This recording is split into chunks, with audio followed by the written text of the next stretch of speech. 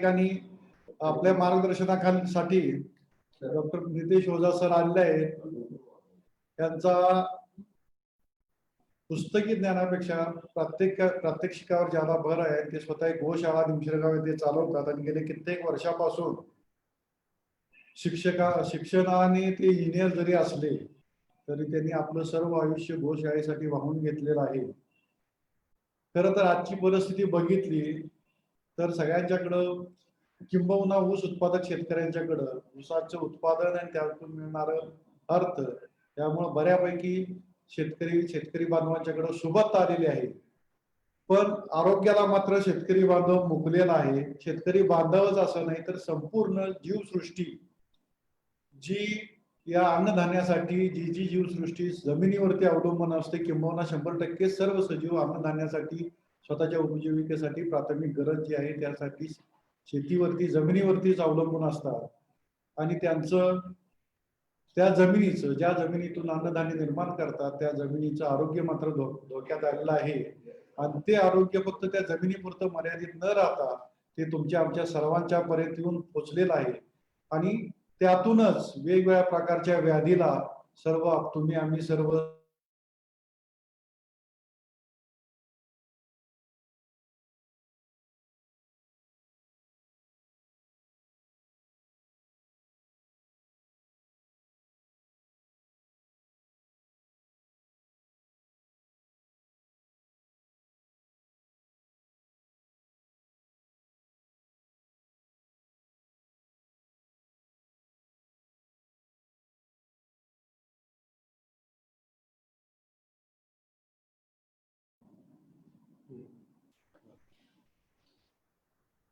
जाधव साहेब आवाज येतोय?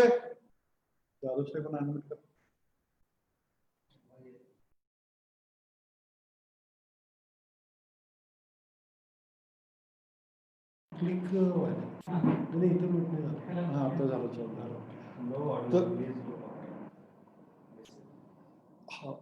तर या ठिकाणी ओझा साहेब आपल्याला मार्गदर्शन करणार आहेत. बराच वेळ तांत्रिक माहितीमुळे आपल्याला वेळ वाया गेला त्यामध्ये.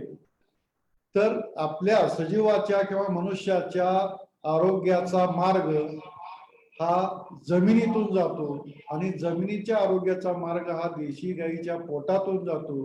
देशी गाईपासून जे काही उत्पादने मिळतात, दूध असेल, शेण असेल, मूत्र असेल, तर दूध सोडलं तर मूत्र असेल, शेण असेल, या माध्यमातूनच याचाच वापर करून आपण जमिनीचं आरोग्य सुधारू शकतो.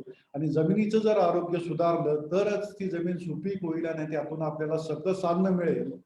आज जर बघितलं तर 1970ला जे काय आपण जमिनीतून मिळणाऱ्या अन्नाची सकसता आणि आज मिळणाऱ्या अन्नाची सकसता याची जर तुलना केली आणि ही शास्त्रोक्त पद्धतीने केलेली आहे 2017 साली, तर त्यामध्ये एकूणच अन्नद्रव्यामध्ये किंवा जे काही पोषक तत्वामध्ये 70% घट झालेली आहे. आणि 70% घट ही फार मोठं व्याधी ही सर्वांना तुमच्या आमच्या आयुष्याला लागत आहे. म्हणूनच तुलनेनं इतर त्यावेळच्या परिस्थितीमध्ये आणि आताच्या परिस्थितीमध्ये आपल्याकडे विकारांचं प्रमाण, व्याधीचं प्रमाण हे वाढलेलं आहे. आणि ह्यातून जर सगळ्यांनी मुक्त व्हायचं असेल तर त्यासाठी सकस अन्न, थोडं खाऊ पण सकस अन्न खाऊ, आणि सकस अन्न जर मिळवायचं असेल तर निश्चितपणे आपल्याला देशी गाईशिवाय पर्याय राहणार नाही. आणि त्याचा उपयोग आपल्या आयुष्यात जमिनीच्या आरोग्यामध्ये आणि मानवी आरोग्यामध्ये कोणत्या पद्धतीने करून घ्यायचं आहे, तर त्यासाठी आपल्याला ओझा सर या ठिकाणी आपल्याला 1 तास ते सव्वा तास मार्गदर्शन करणार आहे. आपण सर्वांनी त्याचा लाभ घ्यावा. मी या ठिकाणी आदरणीय चेअरमन साहेबांच्या वतीनं त्यांनी हे उपक्रम कोविड सारख्या परिस्थितीमध्ये सुद्धा चालू ठेवलेले आहे, जेणेकरून शेतकऱ्यांना एक मानसिक आधार, एक मानसिक बळ मिळावं आणि त्यांना शेतीसाठी आवश्यक असणारी माहिती मिळावी, यासाठी जे काही उपक्रम चालू ठेवले आहेत त्या फाउंडेशनच्या वतीनं, आदरणीय चेअरमन साहेबांच्या वतीनं, दत्त कारखान्याच्या व्यवस्थापनाच्या वतीनं मी सर्व सहभागी असणाऱ्या सर्वच शेतकरी वर्गाचं, शेतकरी बंधूंचं या ठिकाणी स्वागत करतो. त्याचबरोबर आपल्या या ठिकाणी मार्गदर्शनासाठी उपस्थित असणारे ओझा सर आहेत, त्यांचंही या ठिकाणी मी स्वागत करतो आणि त्यांना विनंती करतो की त्यांनी आपलं मार्गदर्शन यापुढे चालू ठेवावं आणि त्याचा लाभ आपण घ्यावा, एवढी मी विनंती करतो आणि थांबतो. धन्यवाद.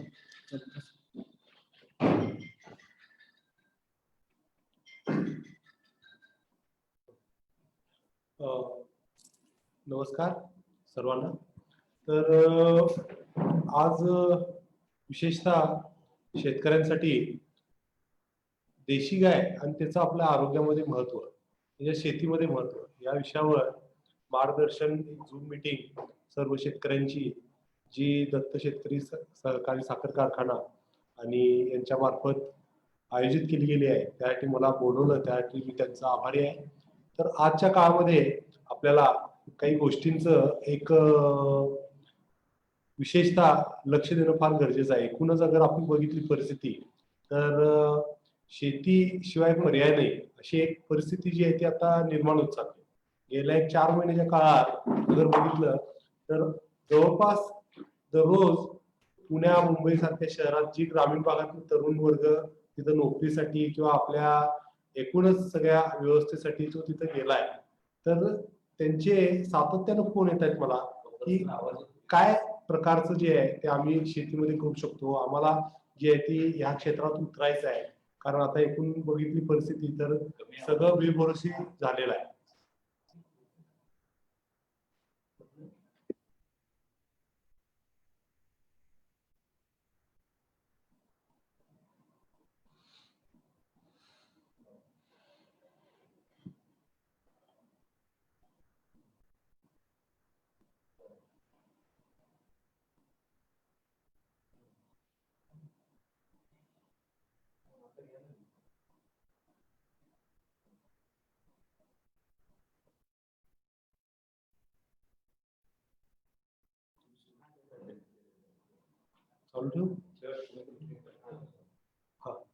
तर एकूणच जे आहे ते दररोज बघितले तर फोन जे आहेत ते वेगवेगळ्या माध्यमातून लोकांचे येतात की काय केलं पाहिजे या परिस्थितीमध्ये, आम्हाला शेतीमध्ये शेतीसारख्या क्षेत्रात उतरायचं आहे, तर काय केलं पाहिजे. तर बघा, या संदर्भात आपल्याकडं जुनं पूर्वी एक सूत्र फार चांगल्या पद्धतीनं मांडलेलं आहे की कुठलंही अर्थव्यवस्था, एकूण अर्थव्यवस्था किंवा कुठलीही व्यवस्था जी आहे तीही चालण्यासाठी, त्याचं उत्पादन तयार करण्यासाठी दोनच गोष्टी कारणीभूत असतात. एक तर आपल्याकडची जनावरं आणि दुसरी गोष्ट जी आहे ती म्हणजे जमीन. हे जमीन आणि जनावरे ही उत्पत्तीची कोठा आहे, असं आपल्याकडे जे आहे ते ग्रामगीतेमध्ये पण जे आहे ते उल्लेख आपल्यामध्ये आढळतो. तर जमीन आणि जनावरं हे जे आहेत ते आपल्याकडं थोडक्यात अगर सांगायचं म्हटलं तर उत्पत्ती म्हणजे हेच जे आहे ते आपल्याकडं अर्थव्यवस्था, अर्थ निर्माण करतात. बाकी सगळे प्रोफेशन, कुठलेही प्रोफेशन घ्या तुम्ही, डॉक्टर घ्या, वकील घ्या, कुठलेही सीए घ्या, कोणत्याही प्रकारचं प्रोफेशन जे आहे ते फक्त अर्थकारणाचं जे आहे ते चलन करू शकतं, म्हणजे इकडून तिकडे देवाणघेवाण करू शकतं. निर्माण करण्याची क्षमता जी आहे ती जमिनीमध्ये आणि जनावरांमध्ये, या दोनच ह्याच्यामध्ये जी आहे ती मोठ्या प्रमाणात आहे. कारण आपण जर बघितलं तर गाय असो किंवा कुठलंही जनावर जे शेतकरीकडे असतं, त्याचं जे आहे ते खोन पाडी किंवा त्यांच्याकडे मार्फत जे काही व्यवस्था निर्माण होते, त्यातनं जे आहे ते पुढं येणाऱ्या काळामध्ये जे आहे ते मोठ्या प्रमाणामध्ये जे आहे ते एकमेकाशी सहाय्यक सर्व जे आहे ते ठरत जातात. आणि ह्या गोष्टी जे आहेत ते आपल्याला समजून घेणं फार आवश्यक जे आहे ते आहे. या सगळ्यांसाठी मी एक प्रेझेंटेशन सुद्धा तयार केलं आहे. ते प्रेझेंटेशन मी तुम्हाला आता जे आहे ते ह्याला शेअर करतोय. म्हणजे एक एक गोष्टी आपण जे आहेत त्या क्लिअर करत जाऊ की काय नेमकं जे आहे ते बदल आपल्याकडं होत गेले.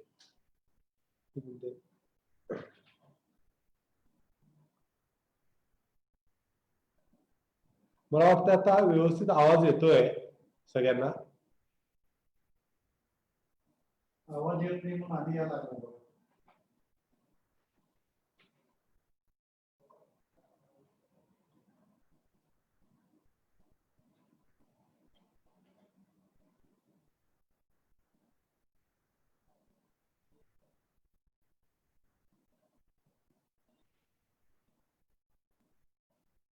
आवाज ऐकू येत नाही. आवाज ऐकू येतोय, ओके ठीक आहे.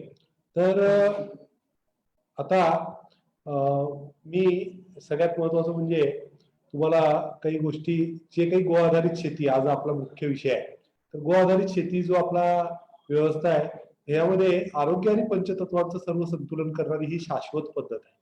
बघा, आपल्याकडे महात्मा गांधींनी सुद्धा सांगितलं की शेती हा लोकांच्या उपजीविकेचं प्रमुख साधन आहे. त्यामुळे शेती म्हणजे कृषी हा भारताचा आत्मा आहे. आणि ह्याला जे आहे ते आज आपल्याला जे आहे ते समजून घ्यायचं आहे. तर ही सगळी व्यवस्था जी आहे ती समजण्यासाठी आपल्याला सगळ्यात महत्वाचं जो आहे तो ह्याच्या पुढचं जे नेक्स्ट स्लाइड.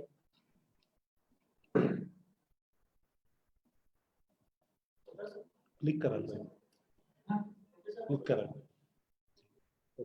बघा, आपण म्हणतो की भारत जे आहे ते आपल्याला भारताचा विकास केला पाहिजे. तर भारताचा विकास केला पाहिजे, विकासाच्या व्याख्या ज्या आहेत ते गेल्या बऱ्याच वर्षांमध्ये वेगवेगळ्या प्रमाणात जे आहेत ते बदलत गेले. म्हणजे आपण आता बघितलं तर आपल्याकडे जे आहे ते विकास करण्यासाठी जे आहे ते वेगवेगळ्या पद्धतीनं मांडणी जी आहे ते आपल्याला सांगितली जाते. आपल्याकडे वेगवेगळ्या पद्धतीनं जे आहे ते आपल्याला बोललं जातं की भारताचा विकास झाला पाहिजे. मग विकासाची व्याख्या काय की मेट्रो आली की विकास झाला, किंवा एखादी मोठी बिल्डिंग आली की विकास झाला, किंवा एखादं मोठं काहीतरी हे उपलब्ध झालं की विकास झाला, असं आपल्याकडे एक व्याख्या आहे. परंतु म्हणजे आता स्मार्ट सिटी एक मध्यंतरी कन्सेप्ट आली होती की स्मार्ट सिटीतनं जे आहे ते जे आहे ते विकास जो आहे तो केला जातो. पण खरं तर विकासाचा जर आपण एकंदरीत बघितलं तर भारताचा विकास जो आहे तो ग्रामीण व्यवस्थेवर अवलंबून आहे. ग्रामीण म्हणजे गावाचा विकास झाला पाहिजे.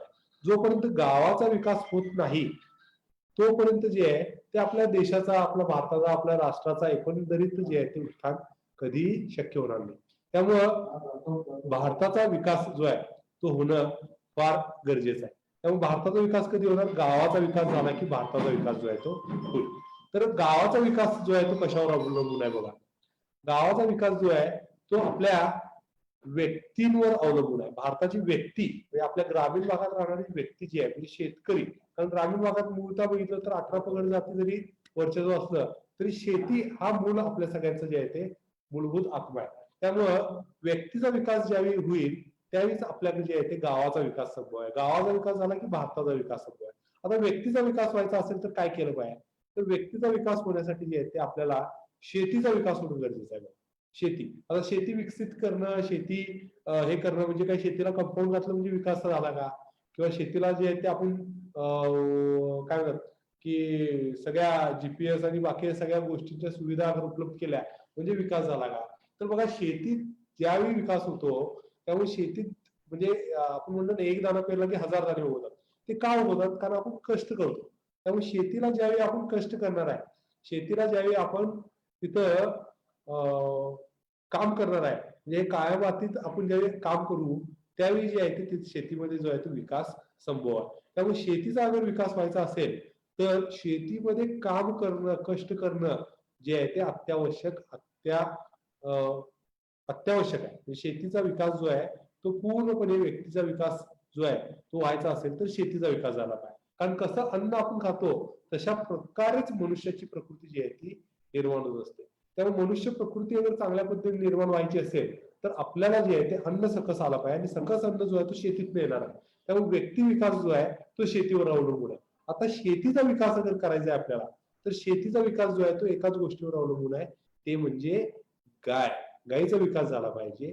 जोपर्यंत गायीचा विकास होणार नाही, गायीचं विकसित होणार नाही, म्हणजे आता गायीचा विकास करायचा म्हणजे काय, आता आपल्याकडे बघा गेल्या बऱ्याच काळामध्ये गायीचा विकास झाला म्हणजे आपल्याकडे काय आलं, तर आपल्याकडे दुग्ध क्रांती, श्वेत क्रांती ज्यावेळी आली त्यावेळी आपल्याकडे गायच बदलली. गायीचा विकास झाला का, एक जर्सी नावाचा प्राणी जे आहे ते गायी सदृश्य दिसणारा जीव जो आहे तो आपल्याकडे आला, आणि त्यातनं काय झालं की त्यातनं जे आहे ते गायीचा विकास झाला असं आपल्याला वाटलं, पण तसं नाही, ते अधोगती झाली आपली.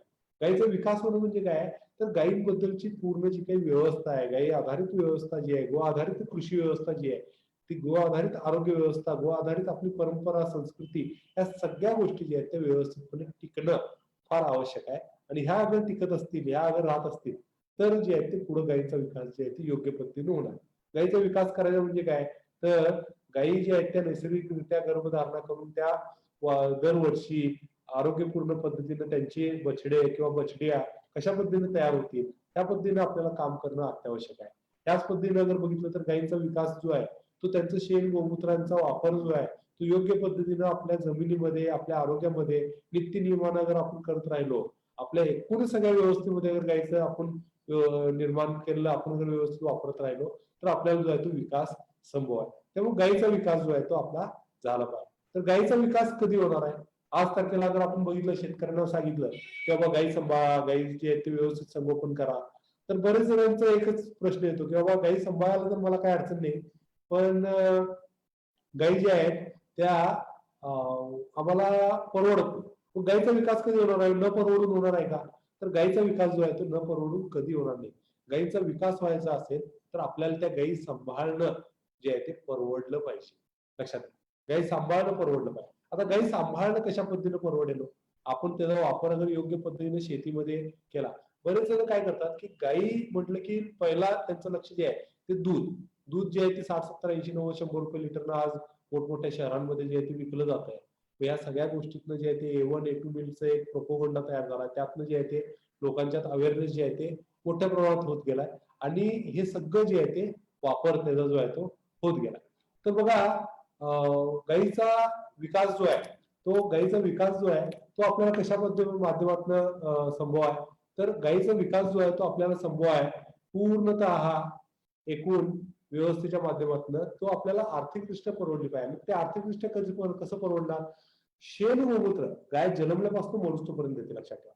जन्मापासून मरुस्तोपर्यंत जर कुठली गोष्ट गाय देत असेल तर ते जे आहे ते म्हणजे शेण आणि मूत्र. शेण आणि गोमूत्राचा वापर अगर आपण जन्मापासून त्याचा योग्य पद्धतीने केला तर आपल्याला जे आहे ते गायी परवडू शकतात. अगर दूध जे आहे ते 2-4, 6 महिने देणार आहे, 6 महिने देणार नाही आहे. त्यामुळं दूध त्याच्यावर आपण जास्त अवलंबून न राहता अगर शेण गोमूत्राच्या ह्याच्यावर अगर आपण जास्त अवलंबून राहिलो तर मला वाटतंय की गाय जे आहेत ते आपल्याला परवडणार आहे. तर गायी जे आहेत ते आपल्याला परवडल्या पाहिजे. त्या गायी परवडण्यासाठी जे आहे ते आपल्याला गरजेचं आहे की ती सगळी व्यवस्था जी आहे ती आपल्याला समजून घेतली पाहिजे. तर मला असं वाटतंय की हा विषय जो आहे तो आपल्याला पूर्ण पद्धतीने जे आहे ते समजला पाहिजे. तर ते समजण्यासाठी जे आहे ते आपल्याला गायीचं विकास व्हावा यासाठी आपल्याला जे आहे ते शेती व्यवस्थामध्ये गो आधारित कृषी व्यवस्था ही समजली पाहिजे. तर गो आधारित कृषी कशाला म्हणायची ही सगळ्यात पहिला आपण संकल्पना समजून घेऊया की काय नेमकं आरोग्य व पंचतत्वांची संतुलन करणारी शाश्वत पद्धत. मी शाश्वत पद्धत यासाठी म्हटलंय कारण ही परंपरेनं चालत आली आहे. ही काय आजची नाही. हे आज कुठल्याही पद्धतीने तयार झालेली किंवा अशी नाही. आज आधुनिकरणानुसार आपण त्यामध्ये जे आहे ते काही शोध संशोधन करून त्याला एक प्रक्रियेत आपण आणलं असलं तरी ही क्रिया जी आहे ती वर्षानुवर्ष जी आहेत ते आपल्याकडे जे आहेत ते चालू आहे. आणि हे कित्येक वर्ष जे आहेत ते आपल्याला त्या सगळ्यांच्या बाबतीत जे आहे ही क्रिया मोठ्या प्रमाणात जी आहे ते चालू आहे. तर मला असं वाटतं की ही क्रिया जी आहे ती आपल्याला समजणं सगळ्यात आवश्यक आहे. तर गो आधारित आरोग्य व पंचतत्वांचं संतुलन करणारी शाश्वत पद्धत. तर ह्याला काय म्हणायचं मला? गो आधारित शेती म्हणजे नैसर्गिक साधन संपत्तीचा वापर करून खत, औषधे हे सगळं पारंपरिक बियाणांसह आपल्याकडे विषमुक्त म्हणजे कुठल्याही रसायनाचा वापर न करता आपण ज्याला जे आहे ते वापर करू शकतो त्याचा उपयोग आपल्या शेतीमध्ये करू शकतो त्याला गो आधारित शेती जी आहे ती म्हणायची. म्हणजे रसायन जे असतात युरिया, DAP किंवा वेगवेगळ्या पद्धतीनं जी खतं सिंगल सुपर फॉस्फेट किंवा वेगवेगळ्या पद्धतीची खतं जी आहेत ते आज आपण वापरतोय आणि याचे दुष्परिणाम दिसत आहेत. त्याच्या पुढे मी आता तुम्हाला स्लाइड मध्ये दाखवतो की वेगवेगळ्या संशोधकांनी त्याच्यावर कसे संशोधन करून आज विविध प्रकारचे रोग यातनं कसे तयार झाले हे सगळं जे आहे ते यामध्ये आपल्याला मांडलेलं आहे. तर बघा हे गो आधारित शेती जी आहे ती आपल्याला समजली पाहिजे. या सगळ्यांमध्ये जे आहे ते दुसरं महत्वाचं म्हणजे गो आधारित शेती ही परंपरागत शेती आहे. शेती करताना रसायनाचा वापर आपण टाळतोय. शेतात जे काही काष्ट राहतं शेतातले जे काही आपण उत्पादन घेतो त्याचा एक भाग जो असतो तो आपल्यासाठी असतो. दुसरा भाग जो असतो तो प्रमुखतः अगर आपण बघितला तर तो प्रमुख जो आहे तो भाग जो आहे तो आपल्याकडं कशासाठी असतो तर आपल्या शेतीच्या पिकांसाठी एक भाग असतो. म्हणजे मुळाकडचा जो भाग असतो तो शेतीसाठी असतो. त्यानंतर वरचा जो भाग आहे तो चारा स्वरूपात आपल्याला गाय आपल्याकडे असेल किंवा आपल्याकडे जी जनावर आहेत त्यांच्याकडे चारा स्वरूपात असतं आणि त्याचं एक वरचं बियाणं किंवा या सगळ्या ज्या गोष्टी येतात या सगळ्या जे आहेत ते आपल्या सेवन करण्यासाठी असतात. तर हे सगळं जे आहे ते आपल्यामध्ये वापरून शेतातील पिकांचा अवशेष जे काय असतील ते म्हणजे काड कचरा जो काही आपला राहतो ते देशी गाईचं शेण, गोमूत्र, पंचगव्य म्हणजे देशी गाईचं दूध, तूप, ताक, दही या सगळ्यांचा शेतीमध्ये पण वापर चांगल्या पद्धतीने होतो. शेतीचं एक पंचगव्य बनतं. तर ह्या सगळ्यांचा वापर जो आहे तो आपण करू शकतो आणि नैसर्गिक साधन जे आहेत सगळे या सगळ्यांचा वापर जो आहे तो आपल्याला करता येतो. या सगळ्यातनं जे आहे ते गो आधारित शेती जे आहे ते आपल्याला जे आहे ते करता येते. हरित क्रांतीच्या अगोदर आपल्याकडे शेणखत आणि नैसर्गिक निविष्ठांचा वापर सगळ्यात जास्त होता. आपल्याकडे हरित क्रांती आली तर मग आपल्याकडे बी बियाणांचं जे आहे ते आपल्याकडं जेनेटिकली मॉडिफिकेशन जे आहे ते वेगवेगळ्या माध्यमातून जे आहे ते चालू झाले. आपल्याकडे जे आहे ते वेगवेगळ्या माध्यमातून जर आपण बघितलं तर हरित क्रांती बरोबर आपल्याला जे आलं ते रासायनिक खतांचा प्रभाव जो आहे तो आपल्याकडे सगळ्यात जास्त आला. हरित क्रांतीच्या आधी आपण बघितलं तर आपण एवढ्या मोठ्या प्रमाणात जे आहे ते बी बियाणं ह्या गोष्टी ज्या आहेत त्या म्हणजे एवढ्या मोठ्या प्रमाणात युरिया डीएपीचा वापर जो आहे तो करत नव्हतो.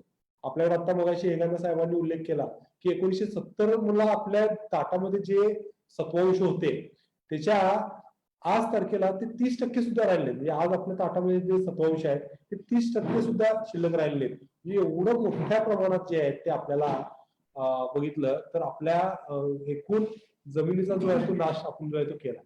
बियाणे सरळवाण म्हणजे बियाणामध्ये कुठल्याही प्रकारचं संकरीकरण केलेलं नव्हतं.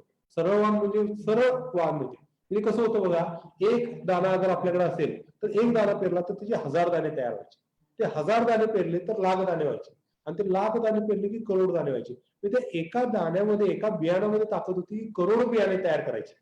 आज तारखेला काय होतं की जेनेटिकली मॉडिफाईड म्हणा किंवा संकरित बियाणं हायब्रिड सीड्स आले.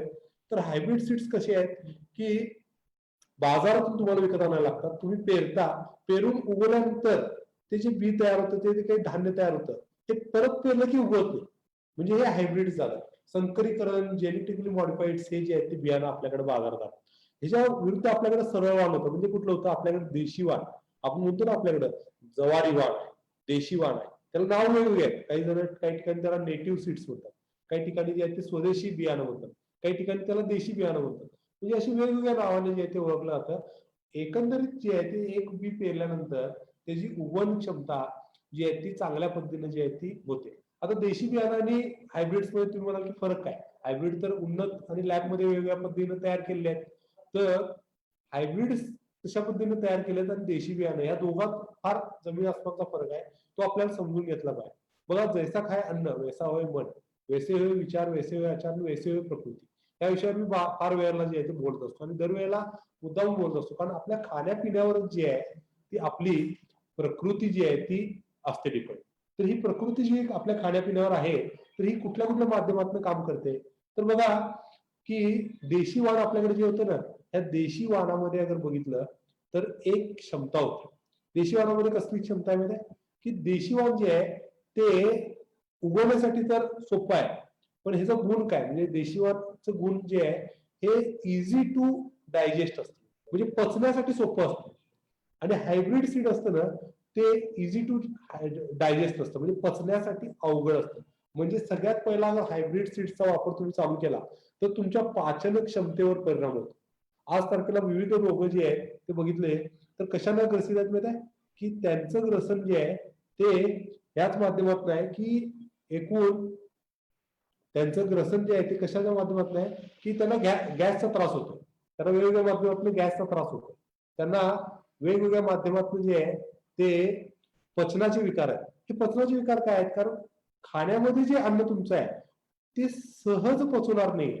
आता तुम्ही म्हणाल की हे सहज कसं पचवत नाही, तर बघा तुम्ही एक काम करून बघा. तुमच्या इथं कधी करताना तुम्ही एक देशी बियाणं जे आहे ते घ्यायचं. म्हणजे समजा देशी तुम्ही बियाणं आपण एक घेतलं की शेंगदाणा, आता भुईमुग आता बऱ्याच वेळी लावला असेल तर देशी भुईमुग तुम्ही घ्या आणि देशी भुईमुगाचं काय करा, एखादी चटणी करा आणि ती चटणी करून तुम्ही चटणी जी आहे ती देशी गव्हाबरोबर जी आहे, देशी गहू जे आहेत आपले ह्याच्याबरोबर तुम्ही जे आहे ते खाऊन बघा.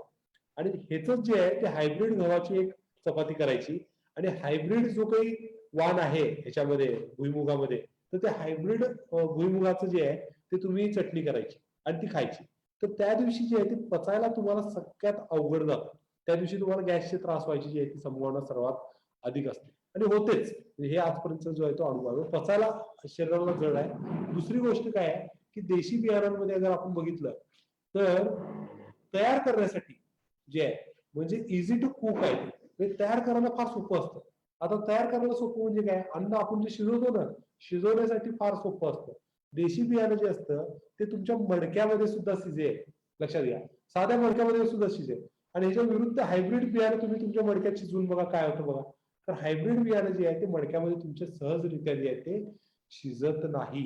म्हणजे तुमच्या चुलीवर नीट शिजत नाही ते तुमच्या पोटात कसं शिजेल.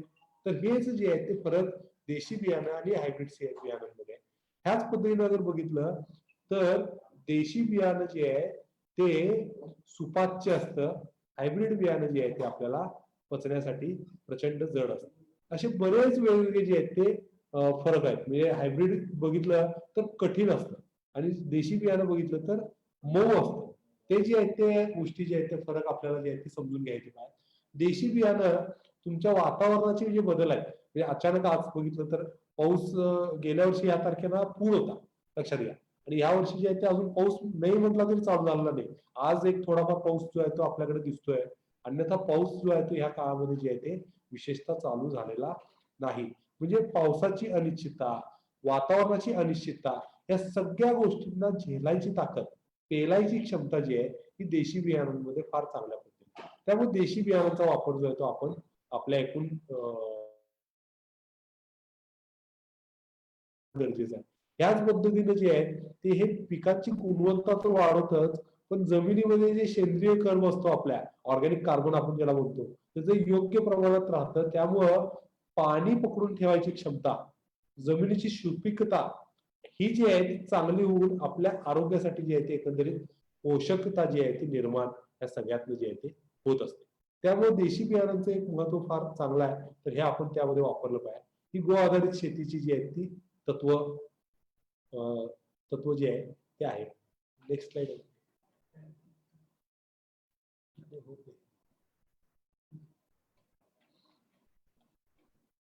तर बघा, पूर्वी आपण हरित क्रांतीपर्यंत जी गो आधारित पद्धतीने शेती करायचो, गाईचं शेण, गोमूत्र, बैलाच्या आधारित शेती करायचो, त्यावेळी काय व्हायचं की उत्पन्न जे आहे ते सगळ्यात पहिला रासायनिक खतावर जेव्हा आलं, युरिया ज्यावेळी सगळ्यात पहिला आला, त्यावेळी लोकांना वाटलं की अरे उत्पन्न भरपूर मिळालं. पण ते उत्पन्न सातत्यपूर्ण पद्धतीने जे आहे ते टिकू शकलं नाही. म्हणजे उत्पन्नाचं एकंदरीत आपण जर सरासरी बघितली तर आपण कित्येक पटीनं प्रति हेक्टरी उत्पन्न जे आहे ते खालावून घेतलेलं आहे रासायनिक शेती करताना. त्याच पद्धतीनं बघितलं तर जमीन आपली जी आहे ती कठीण व्हायला लागली. युरिया आपण पसरत गेलो आणि आपल्याकडे जे आहे ती जमीन जी आहे ते मोठ्या प्रमाणात जे आहे ते कठीण होत राहिली. जमिनीची सुपीकता जी आहे ती नष्ट होत गेली. तर हेच जे आहे ते बघितलं तर आपल्याकडे 1960च्या काळात जमीन ज्या जशा पद्धतीने होती त्याच्यामध्ये जर आपण बघितलं तर लाकडी नांगराने सुद्धा आपली जमीन नांगरली जायची, लक्षात ठेवा. लाकडी नांगर, नंतर जे आहे ते लाकड लोखंडाचे आले. त्यानंतर जे आहे ते आपण बघितलं तर ट्रॅक्टर एकूण जे आहे ते आले. आता हे नांगराचं मी तुम्हाला यात दाखवलंय. त्यानंतर बघितलं तर ट्रॅक्टर जे आहेत ते आपल्याकडे आले. ट्रॅक्टरनं सुद्धा जे आहे ते आपल्याकडे व्हायला असं लागलं की मशागत करणं सुरुवातीचे बघितले तर 35 HP चे ट्रॅक्टर, नंतर 75 HP, नंतर 85, 95, 150, आज अमाप HP चे जे आहेत ते ट्रॅक्टर जे आहेत ते वापरले जात आहेत. एका ह्याला कित्येक फणी असलेले ट्रॅक्टर जे आहेत ते वापरले जात आहेत. ही जमीन जी आहे ती आपली एकूण मृदा मृत होत चालल्याची, म्हणजे माती जी आहे ती मरत चाललेली आहे. ऍक्च्युली अगर बघायला गेलं तर तुम्हाला एक गोष्ट सांगतो, एक तत्वज्ञानाचा भाग असा आहे की कुठलीही गोष्ट या जगामध्ये अमर अगर काय असेल तर ती माती आहे, लक्षात ठेवा. कारण काहीही झालं तर ते शेवट माती झाली तरच ते अमर आहे. माती कधीही मरत नाही, लक्षात ठेवा. परंतु आज रासायनिक सगळ्या औषधांच्या आणि रासायनिक जे काही घटक आपण वापरतोय या सगळ्यांमुळे आपली जमीन एवढी कठीण होत चालली आहे, त्याच्यावर एवढा मोठा थर रचत चाललाय की आपली जमीन जी आहे ती मरत चाललेली आहे. म्हणजे अमर जी गोष्ट निसर्गाने निर्मित केली आहे, देवाने जी निर्मित केली आहे, त्याला सुद्धा मारायचं काम जे आहे ते आज आपण करत चाललोय. तर आपल्याला जे आहे ते गायीच्या बैलावर आधारित बैलावर आधारित किंवा शेणगोमूत्रावर आधारित शेतीतनं आपली सुपीकता जमिनीची वाढवणं, सेंद्रिय कर्म वाढवणं हा फार गरजेचा आहे. ट्रॅक्टरच्या मोठमोठ्या फण्या आणि भरपूर मोठं लावून सुद्धा आपल्याला जो आहे तो त्याचा उपयोग होणार नाही. तर आपल्याला जे आहे ते त्या गोष्टीची अत्यावश्यक जी आहे ती गरज आहे. तर ही गोष्ट आपल्याला जी आहे ती समजून घेतली पाहिजे. तर बघा, आपण उत्पन्न वाढीसाठी पिकाला जे आहे ते रासायनिक खतांची जी गरज आहे, मात्रा जी देतोय, हे प्रचंड अति होत आहे. खरं तर त्याची गरज नाही म्हटली तरी चालेल. आपण शेणगोमूत्राचा योग्य वापर जो आहे तो आपण आपल्या शेतीमध्ये करणं फार गरजेचं आहे. आणि ह्याच्यामुळे जमिनीचा जो पोत बिघडला रासायनिक खतांमुळे हा आपल्याला सुधारणं प्रचंड आवश्यक आहे. त्यामुळं आपल्याला पाण्याचा वापर जो आहे तो मोठ्या प्रमाणात करायला लागतो. म्हणजे आपण आता बघितलं तर दादा जे आहेत ते चारपट जमीन मुक्त करण्यासाठी एवढं मोठे एक चळवळ ज्यांनी चालवली आहे त्यातून फार मोठ्या प्रमाणात त्यांना यश आलेलं आहे.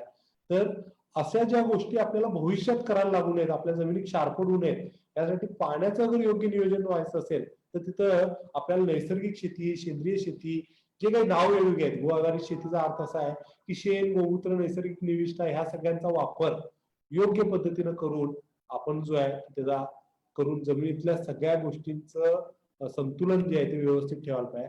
मग जमिनी जे आहेत ते आपल्याकडं क्षाराचं प्रमाण वाढू नये यासाठी पाण्याचा योग्य वापर करणं गरजेचं आहे. अति पाणी झालं तर जमिनीत क्षाराचं प्रमाण वाढून जमीन क्षारपड जे होत आहे या सगळ्या गोष्टी ज्या आहेत ते आपल्याला समजून घेतल्या पाहिजे. आता रासायनिक खतांचे काय काय दुष्परिणाम आहेत बघा, बऱ्याच जणांनी सांगितलं असेल, पण मी तुम्हाला जे आज वेगवेगळ्या पद्धतीने वैज्ञानिकांनी संशोधन केलेले आहेत त्या संशोधनांच्या आधारे जे काही सिद्ध झालेलं आहे त्या गोष्टीवर तुम्हाला मी एक सांगतो की रासायनिक खतांचं जे आहे ते जे दुष्परिणाम भरपूर दिसून आले.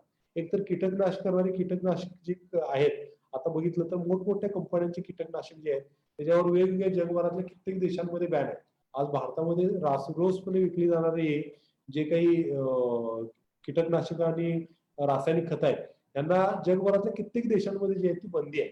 तर ह्या सगळ्यांमुळे आपल्या शेतीला उपयुक्त असणारे जे काही मित्र कीड आहेत, जीवजंतू आहेत, कारण जीवांवर आधारित जी आहे ती शेती आहे, लक्षात घ्या, जीवांवर आधारित शेती आहे. तर या सगळ्यांचं समतोल जी काही साधायची आपली काही निसर्गाची व्यवस्था आहे ही जी आहे ती आपली संपत चालली आहे. कीटक जे आहेत ते आपले उपजीविका कीटक पक्षी जे आहेत हे सगळे जे आहेत ते मरत चालले. तर ह्याच पद्धतीने अगर आपण बघितलं तर रासायनिक खतांच्या वापरातून जमिनीचा पोत खराब होतो. म्हणजे आपल्याकडे पूर्वी जी काही उगवण क्षमता होती त्या कित्येक पटीनं खाली जी आहे ती आपली उगवण क्षमता जी आहे ती नष्ट झालेली आहे. आणि आपल्या ह्याच्यावर कीटकनाशक आणि तणनाशकांमुळे आपली जमीन जी आहे ती सिमेंट सारखी होते, पाणी साठवून ठेवायची क्षमता जी आहे ती निघून चालली आहे. आणि ह्या सगळ्यांमुळे गेल्या काही काळांमध्ये सेंद्रिय शेती ही संकल्पना जी आहे ती मोठ्या प्रमाणात पुढे आली आहे. तर ह्याच सगळ्या ह्याच्यामध्ये तिसरा जर बघितलं तर कॅन्सर सारखा दुर्जर आजार सुद्धा जे आहे ते ह्यातनं होत आहे. म्हणजे आपल्या एक वैज्ञानिक आहेत डॉक्टर रश्मी संघी नावाचे, सांघी, तर IIT कानपूरचे ते वैज्ञानिक आहेत. त्यांनी जे संशोधन केलं त्यात त्यांना असं लक्षात आलं की रासायनिक शेतीमध्ये जे काही उत्पादन आपण हे करतोय या सगळ्या उत्पादनांच्या माध्यमातून ते खाल्ल्यामुळं मनुष्याच्या शरीरावर एवढे दुष्परिणाम झाले की नवजात जन्मलेलं जे काही मूल आहे त्याच्या आईच्या सुद्धा दुधामध्ये रासायनाचे अंश, जे शेतामध्ये रसायन असतात हे रसायनाचे अंश जे आहेत ते आढळून आले. म्हणजे एवढे खतरनाक जे आहेत ते निर्माण झाले. आता बघितलं तर भारतातलं सगळ्यात जास्त मोठ्या प्रमाणात अगर शेतीमध्ये मोठ्या प्रमाणात अगर रासायनिक खतांचा वापर जो होत होता तो म्हणजे पंजाब सारख्या देशामध्ये, पंजाब सारख्या राज्यामध्ये जे आहे ते केलं जात होतं. तर पंजाब मध्ये जे केलं जात होतं तर तिथं कॅन्सरचं प्रमाण प्रचंड मोठ्या प्रमाणात जे आहे ते निर्माण झालं. तर असे जे आहेत ते कॅन्सर सारख्या ह्याच्यावर बरेच वेगवेगळे घटक आहेत. तर या सगळ्या घटकांचे जे आहेत ते कॅन्सर सारखा कार्सिजेनिक आहेत म्हणून जगभरातल्या बऱ्याच देशांमध्ये जे आहे त्याच्यावर बंदी आहेत. ग्लायसोपेट असेल किंवा वेगवेगळ्या प्रकारचे रासायनिक खत आहेत की या सगळ्यांवर जगभरात बऱ्याच ठिकाणी जे आहेत ती बंदी आहे. का तर ते कार्सिजेनिक आहे, म्हणजे कॅन्सरियस आहे. त्याचं अगर शरीरात डायरेक्ट सेवन झालं तर कॅन्सर होण्याची संभावना जी आहे ती वाढत जाते.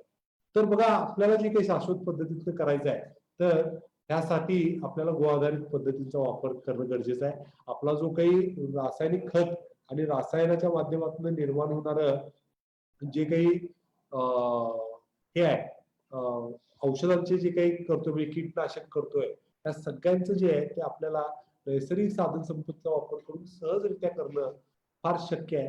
आणि ह्याचा वापर आपल्याला करायचा असेल तर आपल्याकडे गाय असणं जे आहे ते सगळ्यात जास्त गरजेचं आहे. खाली क्लिक करा, खाली क्लिक करा, पुढे जा, पाऊस फक्त खाली क्लिक करा.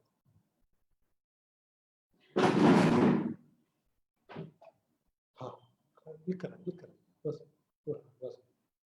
तर नाही होत आहे ते दुसरीकडे क्लिक झालं की. तर बघा, आपल्याकडे पारंपरिक बियाणांचं मी तुम्हाला महत्व सांगितलं. तर आपल्याकडे बरेच जण जे आहेत ते पारंपरिक बियाणं जे आहेत त्याचा वापर करतात. शेणभूमीचा जास्तीत जास्त वापर जे आहे ते केलं पाहिजे. बैलानं मशागत आपल्या इथं झाली पाहिजे, कारण बैलाचं भार अगर आपण बघितलं तर बैलाचा भार जो आहे तो जमीन सहजरित्या जे आहे ते पेलते. आणि दुसरी गोष्ट, बैलाचा भार जो आहे तो डिसेंट्रलाइज पडतो. ट्रॅक्टरचं जसं एका ठिकाणी पडून घट्ट होते तसं बैलाचं जे आहे ते भार एकाच ठिकाणी जे आहे ते न पडता डिसेंट्रलाइज पडतो. प्लस बैलांची जी काही खूर आहे हे खूर जमिनीला जिथं लागतात तिथं तिथली माती अगर आपण लॅबमध्ये टेस्ट केली तर त्या मातीमध्ये जीवाणूंची संख्या फार मोठ्या प्रमाणात वाढते, लक्षात घ्या. ह्याच्या उलट ट्रॅक्टर जिथं चालतो त्याच्यावर अगर ती माती अगर ट्रॅक्टरची चाललेली माती अगर आपण टेस्ट केली तर तिथली जीवाणूंची संख्या जी आहे ती घटलेली जी आहे ती आढळते. त्यामुळे बैलानं अगर नांगरणी केली तर सर्वात उत्तम. त्याची वाढ जी आहे ती पिकावर पण चांगल्या पद्धतीने जे आहे ते होते. आता मी माझ्या इथे शेतात गेले कित्येक वर्ष बघितलं तर पूर्वी मी जे शेत घेतलं होतं, पूर्वी तिथं रासायनिक शेती व्हायची. तिथं जे आहे ते मी ज्यावेळी सगळ्यात पहिल्यांदा एक निश्चय केला की बैलानं आपल्याला शेती करायची आहे, तर मला ते सहज शक्य झालं नाही. कारण मला बैलवाल्याने सांगितलं की ह्या शेतीत बैल चालणं शक्य नाही, ही माळाची जमीन आहे आणि याच्यावर काय बैल चालणार नाही, हे प्रचंड घट्ट झालेलं आहे, तुम्ही ट्रॅक्टरने करा. तर मी त्याला सांगितलं ठीक आहे आपण यावेळी तर ट्रॅक्टरने करू, पण तुला म्हणजे आपण याच्यावर बदल करत राहू सातत्यानं आणि बघू कसं मऊ होते का. तर मी तिथे 2 वर्ष सातत्याने शेती केली आणि शेण गोमूत्राचा वापर त्या शेतीमध्ये मोठ्या प्रमाणात केला.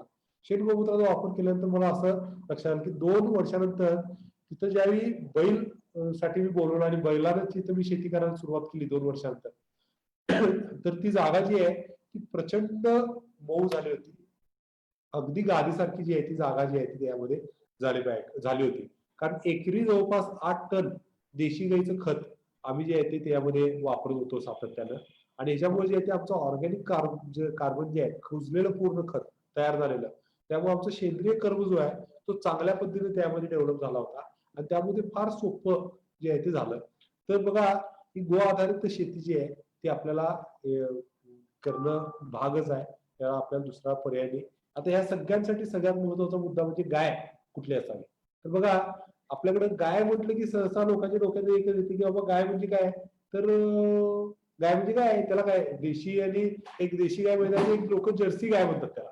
खरं तर जर्सी गाय किंवा विदेशी गाय असं जे आहे ते आपण त्याला नाव देतो. परंतु आपल्याला गायीचं जे आहे ते निवड करणं फार गरजेचं आहे. गायीची निवड कशा पद्धतीने करायची आहे, तर गायीची निवड जी आहे ती आपल्याकडं देशी असावी. देशी गाय कशाला म्हणावी, जिच्या पाठीवर जे आहे ते सूर्यकेतू नाडी आहे, उंचवटा आहे. तिच्या पाठीवर अगर आपण बघितलं तर पाठीवर उंचवटा जिच्या आहे, तिच्या गळ्याला पोळी आहे, तिच्या शिंगापासून ते शेपटीपर्यंतचा जो भाग आहे, या शिंगापासून ते शेपटीपर्यंतच्या भागामध्ये अगर आपण बघितलं तर शिंगापासून ते शेपटीपर्यंतच्या भागामध्ये जे आहे ते ताम्रपटल असतं. त्याच्यावर सूर्याची किरण पडली की सूर्यकेतू नाडीच्या माध्यमातून जे आहे ते त्याचं रूपांतरण जे आहे ते सुवर्ण क्षारामध्ये केलं जातं आणि हे सुवर्ण क्षार जे आहे ते जे दुधात, गोमूत्रात आणि शेणामध्ये उतरतं. मग हेच सुवर्ण क्षार तुमच्या शेतीमध्ये गेलं तर शेतीला जे सोनं म्हणतात ना, की शेतीत सोन्याचं नांगर फिरलं पाहिजे. बघा नांगर कुठलाही फिरवा तुम्ही, त्या शेतामध्ये शेण गोमूत्र जाणं गरजेचं आहे, कारण त्यामध्ये सुवर्ण क्षार आहे. तर हे सुवर्ण क्षारयुक्त शेण गोमूत्र जाणं फार गरजेचं आहे. त्याचा वापर जे आहे ते आपल्या शेतीमध्ये गेलं पाहिजे. तिच्या गळ्याला पोळी असली पाहिजे, तिची खूर जी आहे ती स्टेबल असला पाहिजे आणि ह्याच सगळ्या पद्धतीने जर आपण बघितलं तर ही जी काही एकूण पूर्ण व्यवस्था आहे त्या सगळ्यांमध्ये तिच्या नाभीमध्ये जे आहे ते अमृत तुल्य असं दूध असलं पाहिजे. तर अशी सगळी जी आहे ती म्हणजे देशी गाय. तर ह्याचा वापर जो आहे तो आपल्या ह्याच्यामध्ये केला पाहिजे. ह्याच्या विरुद्ध जर आपण बघितलं जर्सीचं जे आहे ते आपल्याला जे आहे ते बघितलं तर पाठीवर जे आहे ते उंचवटा जो आहे तो नसतो. तिच्या गळ्याला पोळी फार मोठ्या प्रमाणात नसते. तिच्या शरीरामधले जे काही दूध, तिचं मल मूत्र ह्याच्यामध्ये जे आहे ते सुवर्ण क्षार जे आहे ते कुठल्याही पद्धतीने जे आहे ते उपयुक्त होत नाहीत. हिची बैल जी आहे ती शेतीसाठी उपयुक्त होत नाहीत. अशा बऱ्याच गोष्टीचे जे आहेत ते एकूणच आरोग्यासाठी दुष्परिणाम आहेत आणि तिच्यामध्ये असणारे A1, A2, A1 beta casein जे आहे ह्याचं जर आपण बघितलं तर हे विष तत्व जे आहे हिच्यामुळं शरीरामध्ये एकूणच डायबिटीस सारखा विकार मोठ्या प्रमाणात जो आहे तो वाढतोय. तर हे आपल्याला जे आहे ते समजून घेतलं पाहिजे. त्यामुळे जर्सीची निवड ह्याच्यामध्ये योग्य ठरत नाही. बरेच जण शेतकरी काय म्हणतात की आम्ही शेणखत आमच्या शेतामध्ये टाकतोच, आम्ही आमच्या शेतामध्ये शेणखत टाकतो. तर बघा आपली जी माती आहे जिवंत माती, कारण ही सजीव माती आहे, ही माती जी आहे ती आपल्याला एकावरनं हजारो आपल्याला जे आहे ते निर्माण करण्याची क्षमता ठेवते. एक बी पेरलं तर 1000 बी तयार करते, अशी ही जिवंत माती जी आहे. तर ही माती जी आहे ती आपल्याला एका पद्धतीनं जर आपण बघितलं तर ही माती जी आहे ह्या मातीला 1 ग्राम मातीमध्ये 10 कोट जीवाणू असणं म्हणजे माती जिवंत म्हटली जाते. म्हणजे 10 करोड जीवाणू असले पाहिजे. तर बघा बरेच जण शेतकरी काय म्हणतात आम्ही शेणखत भरपूर टाकतो, आमच्या इथे शेणखत आम्ही टाकतो. तर कुठलं टाकतोय तर ते म्हणतात काही गोठ्यातनं आम्ही आणतो आणि टाकतो. गोठ्यात तुमच्याकडे काय तर गाय, गाय कुठली तर म्हणतात जर्सी गाय, HF गाय. तर बघा एकूण जे काही भारतीय अनुसंधान कृषीच्या संदर्भात करणारं जे काही केंद्र आहे त्यांनी जे काही संशोधन मध्यंतरीच्या काळात केले त्यामधनं असं आढळलं की जर्सी या शेणामध्ये 1 ग्राम शेणामध्ये जवळपास 150 ते 300 पर्यंत जीवाणूंची जी आहे ती संख्या आढळली. 1 ग्राम जर्सी या शेणामध्ये 150 ते 300 पर्यंतची जीवाणू जे शेतीसाठी उपयुक्त आहे. त्यानंतर म्हशीच्या शेणामध्ये तपासणी केली तर म्हशीच्या शेणामध्ये 1 ग्राम शेणामध्ये 1 लाख ते 8 लाख पर्यंत जीवाणू आढळले. म्हणजे जर्सीपेक्षा कित्येक पटीनं चांगले. जर्सीचे 150 ते 300, म्हशीच्या शेणामध्ये 1 लाख ते 8 लाख. आणि देशी गाईच्या शेणाचं ज्यावेळी हे केलं त्यावेळी त्यांना असं आढळलं की देशी गाईच्या 1 ग्राम शेणामध्ये जे आहे ते जवळपास 3 ते 4 अब्ज म्हणजे 30 ते 40 कोटी जे आहेत ते यामध्ये जे आहेत ते जीवाणूंची संख्या आढळली. म्हणजे आपल्याला जी मातीसाठी गरजेची आहे तिच्या कित्येक पटीनं उपयुक्त जीवाणू तिच्या शेणामध्ये जे आहेत ते आहेत. तर हे सगळं जे आहे ते त्यामध्ये जे आहे ते आढळलं. त्यामुळे देशीच गाय असणं फार गरजेचं आहे. जर्सी किंवा बाकीच्या अन्य गायी जे आहेत ते आपल्याकडे गाई सदृश्य जीव आपल्याकडं नसायला पाहिजे. तर गाय काय आहे हे पहिला समजून घ्या. पण देशी गाय म्हटल्यावर बऱ्याच जण वाटतं की खिल्लार म्हणजे देशी गाय का? तर बघा खिल्लार ही आपल्याकडची मूळ प्रजाती. पण खिल्लार सोडून पण बघितलं तर कोकणात कोकण गिड्डा आहे. त्यानंतर आपण अगर बघितलं तर नाशिक भागात बघितलं तर डांगी आहे. आपण अगर मराठवाड्यामध्ये बघितलं तर गवळाव आहे. सॉरी विदर्भामध्ये बघितलं तर गवळाव सारखे आहे मध्य प्रदेश बॉर्डरवर. आपल्या अगर मराठवाड्यामध्ये गेलो तर देवणी आहे, तिथं लाल कंदारी आहे. ह्या सगळ्या प्रजाती जे आहेत ते देशी आहेत. त्याच पद्धतीने गुजरातकडे गेलं तर गीर जातीची आहे. त्यानंतर कांक्रेज कुर्चाच्या कच्छ भागात गेलं प्रचंड दुष्काळी भाग तरी तिथं कांक्रेज सारखी देशी गाय आहे. त्यानंतर बघा राजस्थानमध्ये गेलं तर थारपारकर आहे, राठी आहे, सेहवाल आपल्याला आढळतात. अशा बऱ्याच देशी गायींमध्ये जे बघितलं तर आज तारखेला आपल्याला ज्ञात असलेली जवळपास 41 जाती आहेत. आणि आपल्याला ज्ञात नसलेल्या पण अजून जवळपास 40 जाती आहेत ज्यांचं नामकरण नाही. लक्षात घ्या. आता कोकण कपिला म्हणजे कोकण गिड्ड जी गाय आहे तिला आता सरकारने एक मान्यता दिली की ही कोकण गिड्ड या प्रजातीला कोकण कपिला नाव म्हणा. हे संशोधनात तिला म्हटलं गेलं. ह्याच्या आधी काय तिला काय म्हणायचं तिथे त्या भागात गावठी गाय. तर अशा बऱ्याच ठिकाणी अगर गेलं तर तिथे गावठी गाय म्हटलं जातं. म्हणजे त्यांच्या नावं जी आहेत ते अजून सिद्ध झालेले नाही. तर अशी जी आहेत ते आपल्याकडे एकूण प्रजाती आढळतात.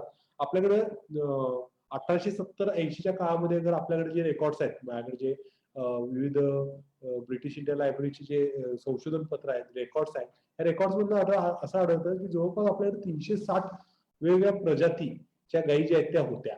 परंतु एकूण वेगवेगळ्या माध्यमातून आणि त्यांचं वंश संपवण्याच्या माध्यमातून आज आपल्याकडे 70 राहिले. म्हणजे जवळपास 290 प्रजाती ज्या आहेत त्या आपल्याला ऑलरेडी नष्ट झाल्या. त्यामुळे ह्याच्यावर पुढे नष्ट न होणं ही जबाबदारी आपली आहे. या स्थानिक गायीवर आधारित ही सगळी जीवसृष्टी आणि या सगळ्या गोष्टी म्हणजे शेती आणि सगळ्या गोष्टी मगाशी मी जसं विश्लेषण केलं हे टिकायचे असतील तर गाय आपल्याला वाचवणं फार गरजेचं आहे. तर त्यासाठी गायीची निवड करताना ही गरजेचं आहे. त्याला आर्टिफिशियल इन्सिमिनेशन किंवा दुसऱ्या माध्यमातून दुसरी प्रजाती म्हणजे देशीला जास्त दूध द्यावं म्हणून जर्सी वगैरे दाखवून त्याचं बिघाड वंश जो आहे तो बिघाड करू नये अशी अपेक्षा जी आहे ती या ह्याच्यामध्ये आहे. तर बघा या सगळ्यांमध्ये आपण म्हणतो की गाय वाचली पाहिजे. तर बघा मी बऱ्याच माध्यमातून तुम्हाला सांगितलं की गोशाळा ही जी आहे ती तात्पुरती व्यवस्था आहे. कुठलीही गोशाळा असणं माझं गोशाळेला नाव मी गोशाळा जरी दिलं असलं तर ह्या गोठा आहे वैयक्तिक लक्षात ठेवा. तर गोशाळा असणं ही तात्पुरती आणि अनैसर्गिक मार्ग आहे. कारण आपल्याला बघा आज बघा आता आपल्याकडे कोरोना सारखं आलंय. आता कोरोनामध्ये आपण सोशल डिस्टन्सिंग पाळतोय, मास्क घालतोय. आता मी बऱ्याच जणांना विचारतोय मास्क किती दिवस घालणार आहेस? त्याला माहितच नाही. तो सांगू शकत नाही कारण त्यालाच माहित नाही किती दिवस घालायचं. पण ही अनैसर्गिक आणि तात्पुरती सोय आहे मास्क घालणं. ही कायमची सोय नाहीये. ह्याला आपण कायमचं करू शकत नाही. लक्षात ठेवा. असंच एखाद्याला समजा हार्ट अटॅक आला तर त्याला आयसीयू मध्ये नेलं तर आयसीयू मध्ये नेणं ही तात्पुरती व्यवस्था आहे. ही कायमची व्यवस्था नाही. आयसीयू मध्ये कायमचं जगू शकतो का माणूस?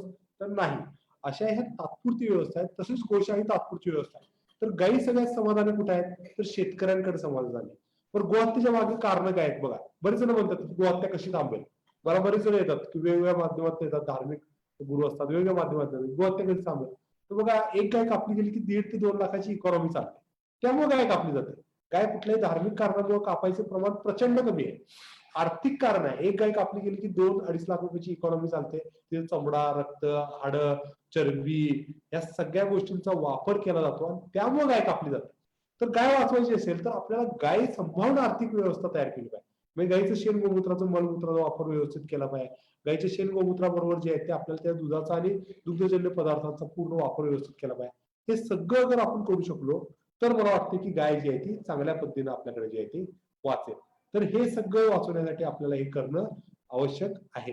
तर बघा यानंतर आपल्याकडे काय हे आहे की सर्वात जास्त गाई गोशाळांमध्ये कुठं असतील तर ते राजस्थान भागामध्ये आणि सगळ्यात जास्त दुःखी तिथं आहे. मी बघतोय आता की बऱ्याच जण वाटतं की राजस्थान गुजरातच्या लोकांची भावना फार असते चांगली, त्यामुळे तिथं गायी चांगल्या आहेत. तर प्रचंड वाईट स्थिती आहे गायीची तिथं. गायी चांगल्या कुठं आहेत तर सगळ्यात जास्त शेतकऱ्यांकडे गायी जी आहेत ती भारतातील जवळपास 26 राज्य फिरल्यानंतर मला असं लक्षात आलं की सगळ्यात जास्त जर शेतकऱ्यांकडे गायी असतील तर त्या महाराष्ट्रात. तर महाराष्ट्रातल्या शेतकऱ्यांनी ती सांभाळली पाहिजे आणि गोपालक जो आहे म्हणजे गाई सांभाळणारा जो आहे, गाई ज्याला सांभाळते ते स्वावलंबी झाला पाहिजे. स्वावलंबी कधी होईल तो बियाणं, खत आणि जे काही रोग येतात ते औषधं हे सगळे त्यांनी स्वतःमध्ये शेतामध्ये तयार केली तर जो स्वावलंबी होईल, स्वयंपूर्ण होईल आणि समृद्ध होईल. कारण बाहेरनं विकत काय आणायचं नाही आहे, जे काही तयार होते ते उलट विकायचं आहे, घरापुरतं वापरून ते विकायचं आहे, मग ती समृद्धी येणार आहे. ज्यावेळी मी बऱ्याच वेळेला काय करतो की आता मी मध्यंतरी एक गाडी घेतो 10 लाखाला, तर गाडी मी यासाठी घ्यायचा विषय केला की गाडी घेतल्यानंतर मी ज्यावेळी गाडीतून फिरतो, मी ज्यावेळी विमानातून जातो, लोक म्हणतात की अरे हा विमानातून फिरतोय, हे माझं सोर्स ऑफ इन्कम काय दुसरं. तर माझं काही नाही, मी गोशाळा सांभाळतो, गाईच्या शेण गोमूत्रावर काम करतो, त्याच्यावर आधारित शेती करतो, त्याच्यावर आधारित चिकित्सा करतो आणि ह्यातनं माझा खर्चच शेतीला मुळात काय नाही. त्यामुळे मला जे काही येतं ते इन्कमच येतं. मी या सगळ्या गोष्टी बऱ्याच वेळेला मुद्दाम पण करत असतो, कारण या क्षेत्रांकडे लोकांनी वळावं आणि ह्यात व्हावं. लक्षात घ्या, यामध्ये यावं, मग समृद्धी आपली जी आहे ती आली पाहिजे. समृद्धी कशात येणार आहे की गाय, बैल या सगळ्या गोष्टी सांभाळून जे आहे ते समृद्धी येणार आहे. तर नंदीशाळा असली पाहिजे. आपले नंदी, आपले बैल जे आहेत हे आपले संवर्धन झाले पाहिजे. हे आता बऱ्याच अंशी संपत आलेले आहेत. तर हे न संपता यांची समृद्धी चांगलं झालं पाहिजे. त्यामुळे नंदीशाळा सांभाळली पाहिजे. माझ्याकडं बघा पूर्वी आपल्याकडे गोधनावर श्रीमंती मोजली जायची. त्यामुळे आज जरी पैशावर मोजत असलो तरी आज तारखेला मी तुम्हाला एवढं सांगू शकतो की आज माझ्याकडे 80 गाई आणि जवळपास 21 बैल आहेत. म्हणजे माझ्याकडे 101 गोधन आहे आणि या 101 गोधनावर आधारित जी आहे ती माझ्याकडे श्रीमंती मला वाटते की भरपूर आहे. माझ्याकडे दररोज शेण गोमूत्र नाही म्हणलं तरी तयार होतं. त्यांना किती नाही म्हटलं तरी शेण गोमूत्र आम्हाला मिळतं. सगळ्या गोष्टी ज्या आहेत त्या चांगल्या पद्धतीने जे आहेत ते आम्हाला मिळतच जातात. त्यामुळं ह्या सगळ्यांचा आम्ही वापर करतो, दररोज वापर करतो. आज सुद्धा नित्य आमच्याकडे जे आहे ते शेण गोमूत्रावर काम जे आहे ते ऊन वारा पाऊस या सगळ्या 12 महिने जे आहेत ते चालू असतं. तर ह्याच्यावर तुम्ही जे आहे ते काम केलं पाहिजे आणि ह्या शेतीमध्ये बऱ्याच गोष्टी करण्यात मी आता तुम्हाला त्याच्यावरच येतोय की काय काय करू शकतोय. बघा, शेणाचं जर एकंदरीत बघितलं आपण तर पंचगव्य कशा कशा माध्यमातून काम करतं, शेण जे आहे ते कशा माध्यमातून. आता मी आज विशेष शेणावर यासाठी आलोय कारण शेतीमध्ये आपल्याला बरेच जण म्हणतात की गाय परवडत नाही. जन्मापासून मरुस्तोपर्यंत गोमूत्र आणि शेण देणारी गाय, दूध 4 महिने देते पण दूध देणारी गाय परवडते आणि शेण गोमूत्र जन्मापासून मरुस्तोपर्यंत देते, तर ती परवडत कसं नाही. तर तेच दाखवायला मी आलोय की शेण जे असतं ते वेस्ट प्रोडक्ट आहे.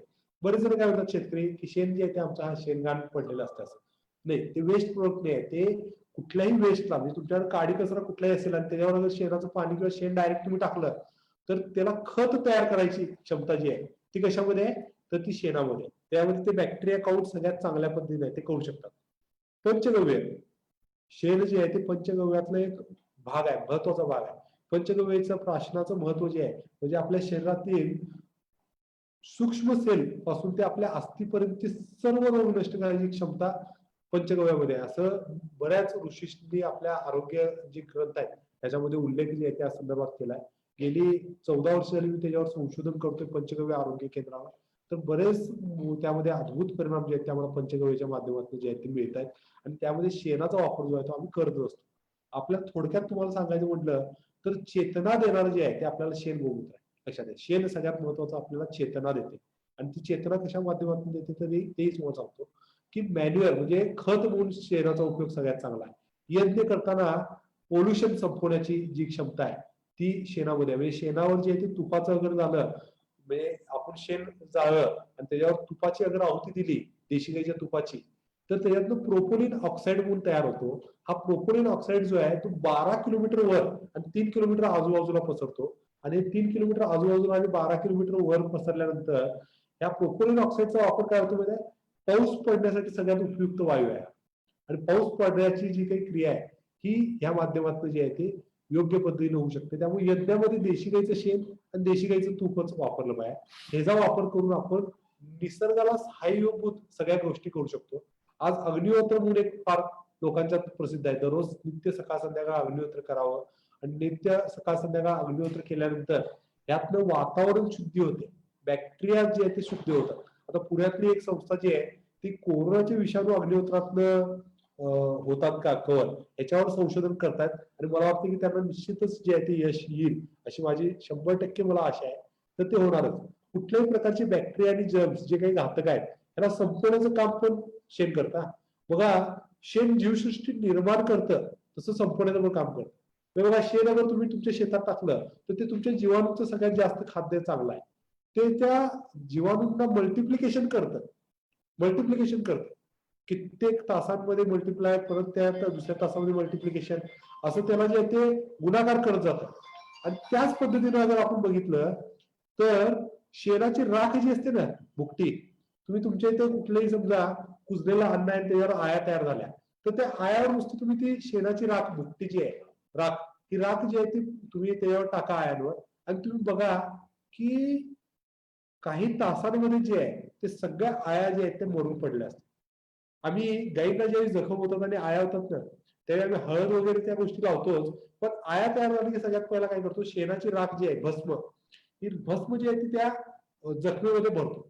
मनुष्याला जे बेडसोड होतात, बरेच माणसांना एकदम दुर्जर आजार असतात आणि त्याने काय होतं की मनुष्याला जे आहे ते, तर मनुष्याला जे आहे ते बेडसोर्स तयार होतात. ते बेडसोर्स संपवण्याचं काम जे आहे ते काय करतं, तर भस्म जे आहे त्या मनुष्यांचे बेडसोर्स सुद्धा जे आहेत ते संपवण्याची जी आहे ती क्षमता ठेवतात.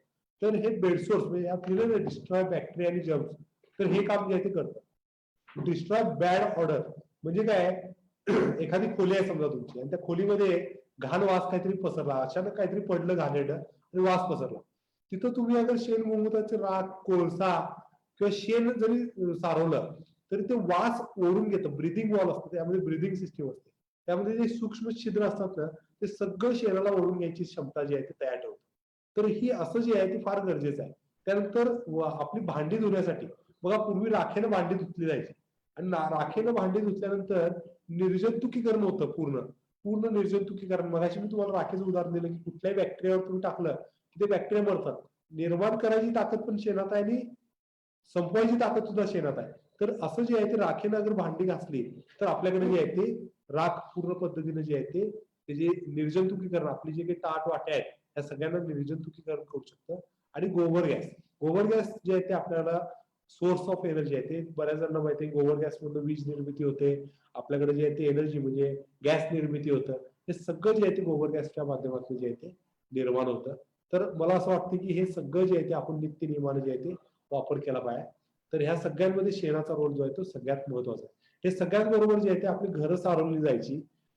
अँटी रेडिएशन्स आहे, शेणामध्ये जे आहे ते रेडिएशनची ताकद जी आहे ते रेडिएशन संपवण्याची ताकद असते.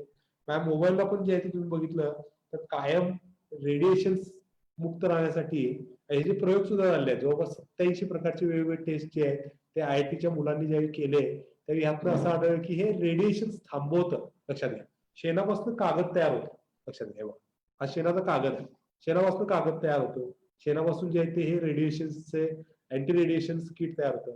पूर्वी आम्ही टनात शेणखत विकायचो, त्यानंतर आम्ही काही किलोमध्ये शेणखत विकायला चालू केलं. त्यानंतर आम्ही राख तयार व्हायला आल्यावर शेणाची राख जेव्हा तयार करायला लागलो त्यावेळी आम्ही अक्षरशः ग्राम मध्ये शेण विकायला चालू केलं. आणि आज तारखेला हे रेडिएशन चिप वगैरे करून माझी अशी इच्छा आहे की शेतकऱ्यांनी शेण जे आहे देशी गाईचं मिलीग्राम मध्ये विकलं पाहिजे. हे मिलीग्राम मध्ये विकण्याचं तंत्रज्ञान जे आहे ते हे आहे. त्यामुळे मायक्रो ग्राम मध्ये आपल्याला जे आहे ते हे सगळे डेव्हलपमेंट जे आहेत ते करत गेलं पाहिजे. यातूनच आपल्याला जे आहे ते आर्थिक समृद्धी आणि सगळ्या गोष्टी ज्या आहेत त्या मिळत जातात.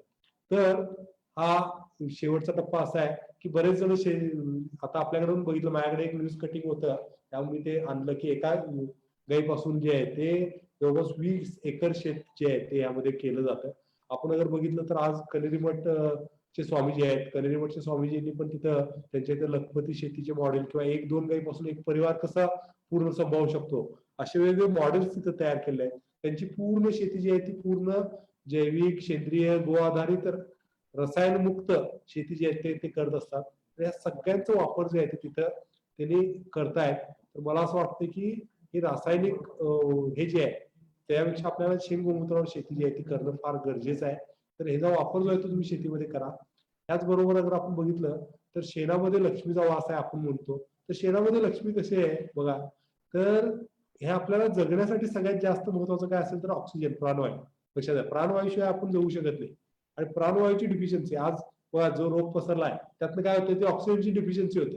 तर शेणाच्या राखेमध्ये जे आहे ते सगळ्यात जास्त प्रमाणात चैत्र आणि वैशाखचं जे शेण असतं त्याला अगर आपण गौरी केली आणि याला जाळल्यानंतर जी राख तयार होते, ही राख अगर पाण्यात टाकून अगर आपण घेतली तर ऑक्सिजन जे आहे ते वाढतं, लगेच शरीरातलं वाढतं. आज बऱ्याच ठिकाणी अगर तुम्ही बघितलं तर ऑक्सिमीटर लावतात बघा. आज चेक करतात ना बऱ्याच ठिकाणी ऑक्सिमीटर लावतात. तर ऑक्सिमीटर मध्ये अगर समजा 90 ऑक्सिजन असेल कोणाचं, तर तुम्ही तिथं लगेच शेणाची राख पाण्यात टाकायची आणि त्याला एक 5-10 मिनिटं खाली बसू द्यायचं आणि ते ऑक्सिमीटर तुमच्या बोटाला तसंच लावून ठेवायचं आणि तुम्ही जसं जसं राखेचं पाणी म्हणजे भस्मचं पाणी प्यायला चालू कराल, त्यामध्ये आपोआप तुमच्या शरीरातलं ऑक्सिजन जे आहे ते वाढायला लागेल आणि हळूहळू ते 92, 93, 94, 95, 96, 97, 98, 99, 100 पर्यंत जे आहे ते चांगल्या पद्धतीनं ऑक्सिजन पोहोचेल. हे प्रयोग तुम्ही तुमचं करू शकता. याला काय कोणाची तुम्हाला लॅबची गरज नाही. आज सगळ्या ठिकाणी त्या गोष्टी उपलब्ध आहेत. ते सगळे प्रयोग जे आहेत ते तुम्ही तुमच्या इथं चांगल्या पद्धतीने करू शकताय. शेणामध्ये पृथ्वी तत्व, पंचतत्वातलं पृथ्वी तत्व जे आहे ते सर्वाधिक आहे. शेणाचे वेगवेगळे लेप आणि या सगळ्या गोष्टींचे सौंदर्य प्रसाधन, प्राणवायू निर्माण करण्यासाठी धूपस्टिक तयार होते. इंधन, गोबर गॅस, सीएनजी वर आज गाड्या चालतायत. अग्निहोत्र मध्ये यज्ञामध्ये आपण नित्य वापर करू शकतोय. शेतीसाठी खत, कीटकनाशक, सेंद्रिय शेतीमध्ये शेणाचं महत्व आहेच. हे सगळा वापर जो आहे तो आपण त्या शेणामध्ये करतोय. एवढं महत्वाचं गोबर जे आहे ते आपल्याला समजून घेतलं पाहिजे. तर हे सगळं जे आहे ते आपण तिथं लक्षात घ्या. तर हे शेणामध्ये जे आहे ते आपल्याला करणं गरजेचं आहे. आता शेतीसाठी काय काय करू शकतो बघा, शेण, गोमूत्र आणि ह्याच बरोबर पंचगव्य म्हणजे दूध, तूप, ताक, दही या सगळ्यांचा वापर करून शेतीसाठी पंचगव्य एक बनतं. पंचगव्यावर विशेष कधी अगर वेळ मिळाला तर आपण एक विशेष त्याच्यावर नुसतं बोलायचं म्हटलं तर तास जाईल. एवढं पंचगव्य जे आहे ते महत्वाचं काम करतं. शेतीमध्ये सगळ्या पंचतत्वाचं संतुलन राखण्याचं काम पंचगव्य करतं. तर शेतीचं पंचगव्य एक असतं. त्याचबरोबर गोमूत्र, दशपर्णी अर्क शेतीपासून तयार होतं, म्हणजे गोमूत्रापासून तयार होतं. वेगवेगळे जे काही सीताफळीचा पाला आहे, त्यानंतर वेगवेगळे पाले जे गाय खात नाही थोडक्यात, अशा प्रकारचे सगळे पाले, नीमचा सोडून हे सगळे पाले अगर आपण कुठून गोमूत्रामध्ये टाकलं तर दशपर्णी अर्क तयार होतो. त्यानंतर जीवामृत जे आहे ते तयार करू शकता तुम्ही. 20 किलो शेण, 10 लिटर गोमूत्र, 1-2 किलो सेंद्रिय गूळ, त्यानंतर जे आहे ते 1-2 किलो पीठ जे आहे ते हरभऱ्याचं बेसन वगैरे, आणि त्यानंतर थोडीशी झाडाखाली किंवा आपल्या बांधावरची माती किंवा गाईच्या खुरातली माती, ह्यातनं जीवामृत तयार होतं. गोमूत्रातून वेगवेगळ्या प्रकारचे कीटनाशक तयार होतात. अमृत पाणी तयार होतं. घन जीवामृत म्हणून एक प्रकार आहे, ज्यांना जीवामृत त्यांच्या शेतीत टाकणं कायम शक्य नाही, त्यांनी उन्हाळ्यात घन जीवामृत करून ठेवलं आणि ते टाकलं तरी चालतं. शेतीचं पंचगव्य तयार होतं. गोमय स्लरी म्हणजे गोबर गॅस नंतर जी स्लरी निघते ना, किंवा गोबरचा रस काढल्यानंतर जे राहतं, ह्याचाही प्रचंड चांगल्या प्रमाणात जे आहे ते स्लरी आज तारखेला स्लरी जी मॅन्युफॅक्चरिंग कॉस्ट म्हणजे हे पूर्ण बाय प्रोडक्ट आहे, फुकटच मिळतं. ज्यांच्याकडे गोबर गॅस आहे त्यांच्याकडे स्लरी फुकट मिळते. तर हे स्लरीला ड्रिप मध्ये जावं अशा पद्धतीनं फिल्टर करून जे आहे साध्या फिल्टरनं फिल्टर करून जे आहे ते आज 1000 रुपयाला 10 लिटर विकले जाते. आज तुम्ही कुठल्याही जर शेतीच्या केंद्रात गेला तर गोमय स्लरी अगर मागितली, शेणाची स्लरी, तर 1000 रुपयाला 10 लिटर आहे. 100 रुपये लिटर शेणाची स्लरी विकली जाते. तर असं जे आहे ते आपण आपल्याकडे फुकटमध्ये वापरू शकतोय. शेतकऱ्यांनी गाय घेतली तर हे सगळं सहज शक्य आहे. हे खत आणि कीटकनाशक जे आहेत त्याचा वापर जे आहे ते आपण शेण गोमूत्रापासून करू शकतो. तर ह्याच पद्धतीनं जे आहे ते शेणापासून वेगवेगळे उत्पादन जे आहेत ते आपल्याकडे जे आहे ते नित्य नियमानं जे आहे ते तयार करू शकतोय. हे सगळं जे आहे ते आपल्या आरोग्यासाठी उत्तम प्रकारे जे आहे ते काम करू शकतंय. विविध प्रकारचे गोमूत्र अर्क वेगवेगळ्या रोगांवर जे आहेत ते गोमूत्र अर्कांचं, तुळशी अर्क, पारिजातक अर्क, पाषाणभेद, सप्तरंगी म्हणजे डायबिटीस वगैरेसाठी, कॅन्सरसाठी वेगवेगळ्या प्रकारचे अर्क आहेत. पुन्हा आपले लिव्हर आणि किडनी या सगळ्या रोगांसाठी गोमूत्र बेस्ट हे गाईचं शेण गोमूत्र पावसाळ्यातलं जर आपण पूर्ण वापरलं ह्यासाठी पावसाळ्यातलं शेण गोमूत्र आपण पूर्ण पद्धतीनं जर आपल्या शेतीच्या पूर्ण उपयोगाला घेतलं आणि उन्हाळ्यातलं गोमूत्र जे आपल्याकडे आहे त्याचा अगर वापर आपण पूर्ण पद्धतीनं अगर आपण औषध निर्माण किंवा आपल्या घरापुरतं सगळ्या गोष्टी निर्माण करण्यासाठी जर सुद्धा केलं तरी आपण बरंच काय काय तयार करू शकतो. आता ही तुम्हाला मी यादी देतोय, ही यादी तुम्ही अगर बघितलं तर वेगवेगळ्या प्रकारचे जे आहेत ते उत्पादन या सगळ्यात तयार होतात. वेगवेगळ्या प्रकारचे घरगुती म्हणजे गोळ्या गोमूत्राच्या तयार होतात. त्यामध्ये वेगवेगळ्या प्रकारची जडीबुटी वापरून तयार होतात. पंचगव्याची औषधी, शॅम्पू, दंतमंजन, वेगवेगळ्या प्रकारचे चूर्ण. मी तुम्हाला मगाशी सांगितलं ना भस्म ऑक्सिजन वाढवतं. हे भस्म आमच्याकडे 1000 रुपये किलोने विकलं जातं. आता 1000 रुपये किलोचं भस्म तयार करायला 1 किलो भस्म तयार व्हायला आम्हाला ताजं शेण किती लागत असेल तर ताजं शेण आम्हाला लागतं जवळपास 8 ते 9 किलो. म्हणजे 8 किलो आमच्या चैत्र आणि वैशाखातल्या शेणाची 8 किलो शेणाची किंमत जी आहे ती 1000 रुपये. त्याला काही नाही, शेणी लावतो त्यामध्ये कुठलंही विक्षण नाही. चैत्र वैशाख मध्ये 3 तासाच्या आत शेणी वाळवतो. त्याच्यामध्ये त्याला जे आहे ते पूर्ण शेणी वाळवल्यानंतर त्याला भस्म केलं जातं. पूर्ण राख केली जाते. राख केल्यानंतर त्याला चाळून जे आहे ते आम्ही देतो. ऑक्सिजन डिफिशियन्सी हे सगळ्या रोगांचं मूळ कारण आहे. तर ते भस्म तुम्ही तुमच्या पुरतं पण करू शकता. भस्माचा वापर आपल्याकडे बघितलं तर साधू संत आज किती तरी नुसतं भस्मामध्येच जे आहे ते त्यांचं हे करू शकताय. भस्माचा दुसरा वापर शेतकऱ्यांसाठी काय आहे तर बियाणं तुमचं शिल्लक ठेवू शकता. बियाणं जे आहे ते तुमची त्याची जर्मिनेशन पॉवर कुठली कमी, बरोबर उगवण क्षमता जी आहे ती कमी न होता भस्ममध्ये अगर तुम्ही ठेवलं तर ती उगवण क्षमता कमी होत नाही. तर भस्माचा वापर तुम्ही करू शकताय. बाकी वेदनाशामक तेल, नीम स्प्रे, झेंडू स्प्रे, पंचगव्य मलम, नेत्र औषधी, कर्ण औषधी, लसिका औषधी, शतदौत घृत असे वेगवेगळ्या प्रकारचे पंचगव्य औषधी तयार होऊ शकतात. ही एवढी यादी. फिनाईल आपण साध्या पद्धतीने जे आहे ते फिनाईल सातत्याने करू शकतो. यात तक्रामृत म्हणून एक दिले बघा. हे तक्रामृत शेतीमध्ये पण जे आहे ते अगर सातत्याने वापर केलं तर शेतीची आपली जे काही पीक आहे त्याची रोग प्रतिकार क्षमता वाढते. कुठल्याही प्रकारचं रोग जे आहे ते होत नाही. आज अगर बघितलं तर गुजरातमध्ये एक शेतकरी आहे. त्या शेतकऱ्यांनी नुसती ताकावर शेती केली 10 वर्ष. त्यांच्याकडे गाय आहे, त्यांच्याकडे तूप तयार होतं आणि ताकावर शेती करतात. तर नुसत्या ताकावर जी आहे ती त्यांची शेती जी आहे ती योग्य पद्धतीने जी आहे ती टिकून राहते. तर ताकावर सुद्धा शेती होऊ शकते. हे तक्रामृत जे आहे ते त्यामधलंच एक औषध आहे. तर या सगळ्या गोष्टींचा जे आहे ते वापर आपण त्यामध्ये करू शकतो. तर हे सगळं जे आहे ह्याचा वापर अशा प्रचंड वेगवेगळ्या, तर भांडी घासायची पावडर मगाशी मी उल्लेख केला, मच्छर कॉईल, तर वेगवेगळे चूर्ण, लेप असे बरंच काय काय तयार होऊ शकतं. आपण घरापुरतं जरी केलं तरी बाहेर न विकत आणायचं. आज तारखेला बघा कित्येक दुकानं बंद राहिली, बऱ्याच गोष्टी बंद राहिल्या, कित्येक गोष्टींचा पुरवठा बंद झाला. मग अशा वेळी करायचं काय? लोक एकदम हे झाली. पण आम्हाला खरं बघायला गेलं ना या लॉकडाऊन मध्ये आम्हाला असं काही वाटलंच नाही की कुठलं बाहेर काय आणायचं आहे किंवा काय हे करायचं आहे. कारण मी एक ध्येय घेऊन गेली बरीच वर्ष झाली चालतोय आणि त्या ध्येयाप्रमाणे आपल्याकडे बाहेर न येणारी वस्तू कमीत कमी करायची आणि आपण बाहेर जे द्यायचे आहे त्या गोष्टी जे आहेत ते वाढवायच्या. या ध्येयाप्रमाणे आम्ही सगळं करत चाललोय. तर आम्हाला कुठल्याच गोष्टीची कमतरता किंवा काय असं कधीच जाणवलं नाही. कारण आम्ही स्वतः दंतमंजन आमच्या इथे बनवतो आणि हे माझी एकट्याची गोष्ट आहे. जी लोक पंचगव्याच्या माध्यमातून शेती आणि हे निर्माण करतायत त्या सगळ्या लोकांनी ह्या सगळ्या संदर्भात जे आहे ते काम केलं आणि यांना कुठल्याही प्रकारचं बाहेरनं काय आणायची किंवा अशी कुठली गरज फार काय लागली नाही. तर मला असं हेच तुम्हाला सगळ्यांना जे आहे ते निवेदन करायचं होतं. तर गेली बरेच एक तास 3 तास जे आहे तास सव्वा तास मला वाटतंय की आपलं सगळं चालू आहे. तर या सगळ्यांच्या माध्यमातून आपण जे आहे ते काम केलं. मला असं वाटतं की सगळं जे आहे ते आज सगळं समजून घेतलं. तर हा विषय मला तुमच्या सगळ्यांपर्यंत पोहोचवायचा होता. तर हा विषय शांतपणे आपण ऐकून घेतला. हे सगळं करण्यासाठी वेगवेगळ्या माध्यमातून मला कायम प्रेरणा मिळत असते. यातले एक प्रेरणास्थान जे आहे ते दादा कायम आम्हाला आग्रहानं बोलवत असतात आणि हे सगळं लोकांना जे आहे ते पोहोचवण्याचं काम त्यांनी जे आहे ते प्रामाणिकपणे करत असतात. तर मला असं वाटतंय की त्यांनी मला बोलवलं, ही बोलायची संधी दिली आणि एवढी लोक मला वाटतंय की बघायला ऐकायला होती. तर मला वाटतं की या सगळ्यातनं इम्प्लिमेंटेशन होईल आणि याचा सगळ्यांचा वापर आपल्याला पुढच्या काळामध्ये निश्चित होईल. तर आपण हे सगळं जे आहे काही प्रश्न आणि शंका असतील तर आपण विचारू शकता. तर प्रश्न आणि काही शंका असतील तर आपण निश्चित विचारू शकता. एक डॉक्टर चॅट बॉक्स मध्ये एक प्रश्न आहे सर. बोला की. डॉक्टर संतराम गायकवाडांचा प्रश्न आहे, जर्सी गाईच्या शेणामध्ये ईएम सोल्युशन वापरलं तर त्याची गुणवत्ता वाढण्यास मदत होईल का? कुठलं सोल्युशन? ईएम सोल्युशन म्हणजे जीवाणू जीवाणू नाही, जर्सीच्या मुळातच प्रकृतीमध्ये असं आहे, त्याचं जे कुजवण क्षमता आणि मुळातच जी प्रकृती आहे त्याच्यामध्ये शेतीसाठी फार उपयुक्त होत नाही. बाकी शेणखत म्हणून ते चालतं, पण मगाशी मी तुम्हाला जीवाणूची संख्या सांगितली की जर्सीच्या शेणामध्ये 150 ते 300 जीवाणू आहे. त्यामुळे देशी गाईच्या शेणात अगर तुम्ही ते जीवाणू जे आहे ते वापरले तर निश्चित त्याचा परिणाम चांगला होईल. जर्सीच्या याच्यामध्ये फार काही नाही, ते तुमच्या ईएमचाच परिणाम जो आहे तो जास्त राहील, शेणाचा परिणाम जास्त त्यामध्ये येईल असं काय मला वाटतं.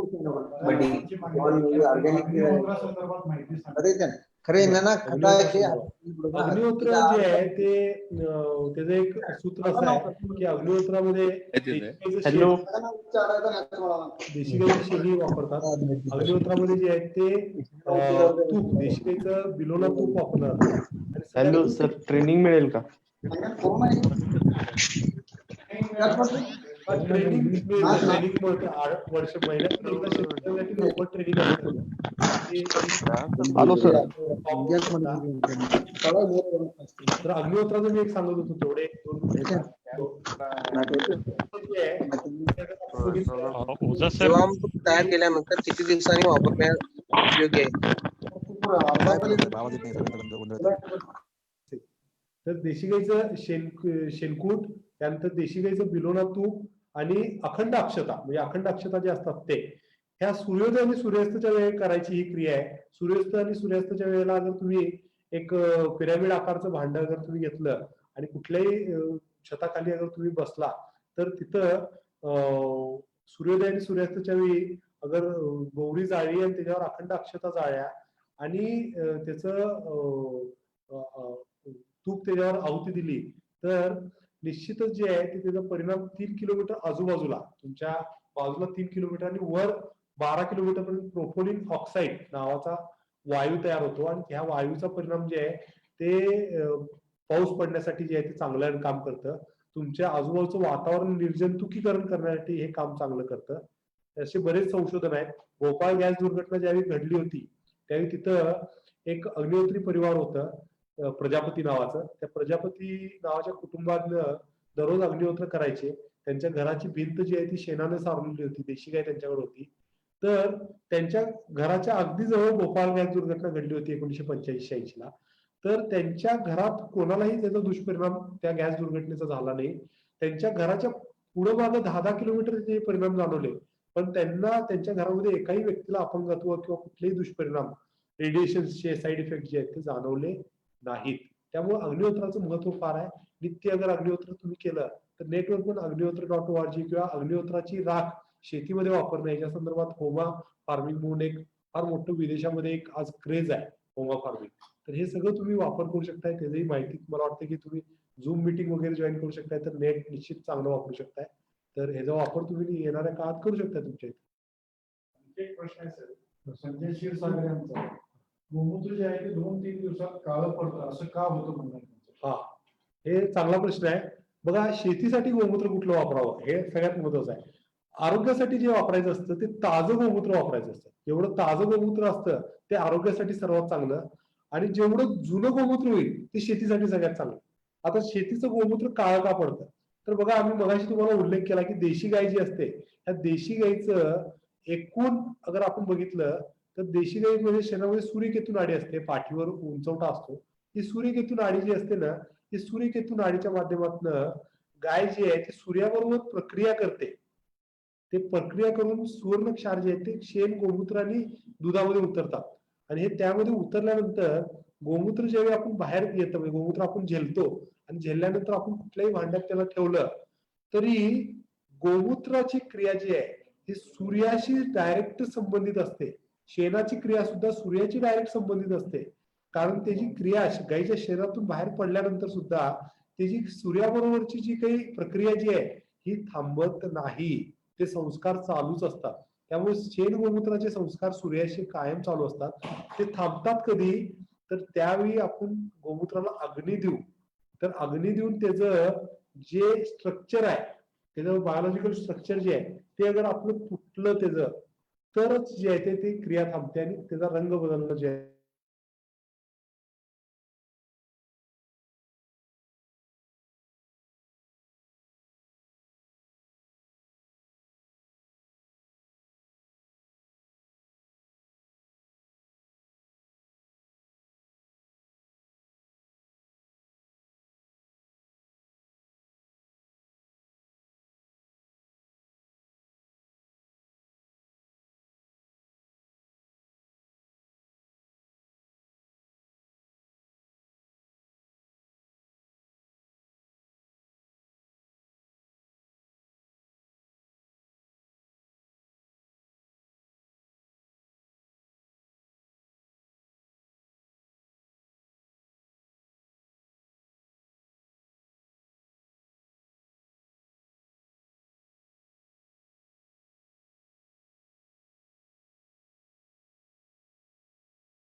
देशी गाय आणि गिर गाय दुसरं? स्थानिक याच्यामध्ये बघितलं तर वातावरणामध्ये आता मध्यंतरी गिर गाईवर ज्यावेळी संशोधन झालं की गिर गाईच्या गोमूत्रात सोनं अधिक आढळलं तर ते 0.10 मिलीग्राम ते 0.03 मिलीग्राम पर्यंत सोनं आढळलं. जशी जशी गाय त्यांच्या स्थानिक वातावरणापासून लांब होत गेली त्या लांबच्या गाईच्या गोमूत्रामध्ये आणि शेणामध्ये जे आहे ते सुवर्णक्षार आणि घटकांचं प्रमाण कमी कमी होत गेलं. त्यामुळे स्थानिक गाईचं जर आपण बघितलं तर विशेष महत्व आहे.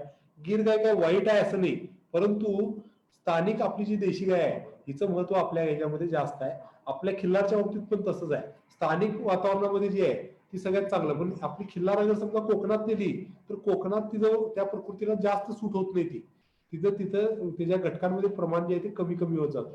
आपले जर खिल्लार समजा गुजरातला नेली तर तिथं तिथं त्या घटकांमध्ये प्रमाण जे आहे ते कमी होत जातं. त्यामुळे त्या स्थानिक वातावरणामध्येच काम झालेलं कधी चांगलं नसेल तर दुधाच्या आणि शेणगोमूत्राच्या अपेक्षेने तुम्ही गिर किंवा बाकीच्या गायींमध्ये पण होऊ शकता, पण त्याच्यावर सावधानतेनं जर काम केलं तर ते जास्त योग्य आहे. 100% देशी गाय कशी ओळखायची? 100% देशी गाय, मगाशी मी जे काही विश्लेषण सांगितलं की गायीच्या पाठीवर उंचवटा असला पाहिजे, जे ते उंचवटा असला पाहिजे, गळ्याला पोळी चांगली असली पाहिजे, तिच्या डोळ्यांमध्ये वात्सल्य एक असतं हे आपल्याला ओळखता आलं पाहिजे. त्यानंतर बघितलं तर शेण आणि बाकीच्या गोष्टी आणि मागचा पाठीकडचा जो भाग आहे तो गोलाकार पद्धतीत असला पाहिजे. कुठल्याही प्रकारचं विष खाल्लं तरी तिच्या शेण गोमूत्रात विष येता कामा नये. अशी गाय म्हणजे 100% देशी गाय. आपल्या स्थानिक वातावरणाला सुटेबल, आजारी जास्त न पडणारी ही सगळी गाय म्हणजे देशी गाय. गोमूत्राचं पिकावर फवारण्यासाठीचं प्रमाण, तर गोमूत्र जे आहे ते वेगवेगळ्या पिकांवर आपण वेगवेगळ्या पद्धतीने फवारू शकतो. पण गोमूत्राचं जास्त अगर प्रमाणात फवारलं तुम्ही, डायरेक्ट गोमूत्र फवारलं तर ते पीक जळण्याची संभावना जी आहे ती जास्त असते. त्यामुळे ते डायल्युशन जे आहे ते 50 मिलीपासून ते 500 मिली पर्यंत एका पंपाला, 500 मिलीला 50 मिलीपासून 500 मिली पर्यंत वेगवेगळ्या, म्हणजे कमी अवस्थेत असेल तरी छोट्या प्रमाणात. ग्रोथ प्रमोटर म्हणून तुम्हाला अगर वापरायचं असेल तर ग्रोथ प्रमोटर म्हणून वापरायचं असेल तरी ते छोट्या प्रमाणात तुम्ही जे आहे ते त्याचा वापर जो आहे तो करू शकता. म्हणजे एका पंपाला 50 ते 100 मिली. जसं जसं पीक मोठं होईल त्या पद्धतीने त्याच्यावर कीड अगर असेल तर ते 500 मिली पर्यंत तुम्ही जाऊ शकता. कुठल्याही प्रकारची अडचण येत नाही. उलट तुमचं पीक जे आहे ते जास्त चांगलंच वाढतं. आनंद पंडितांचा एक प्रश्न आहे, कपिला गाय म्हणजे काय? कपिला गाय म्हणजे गायीची लक्षणं असतात, अष्टलक्षणं त्याला म्हटले गेले.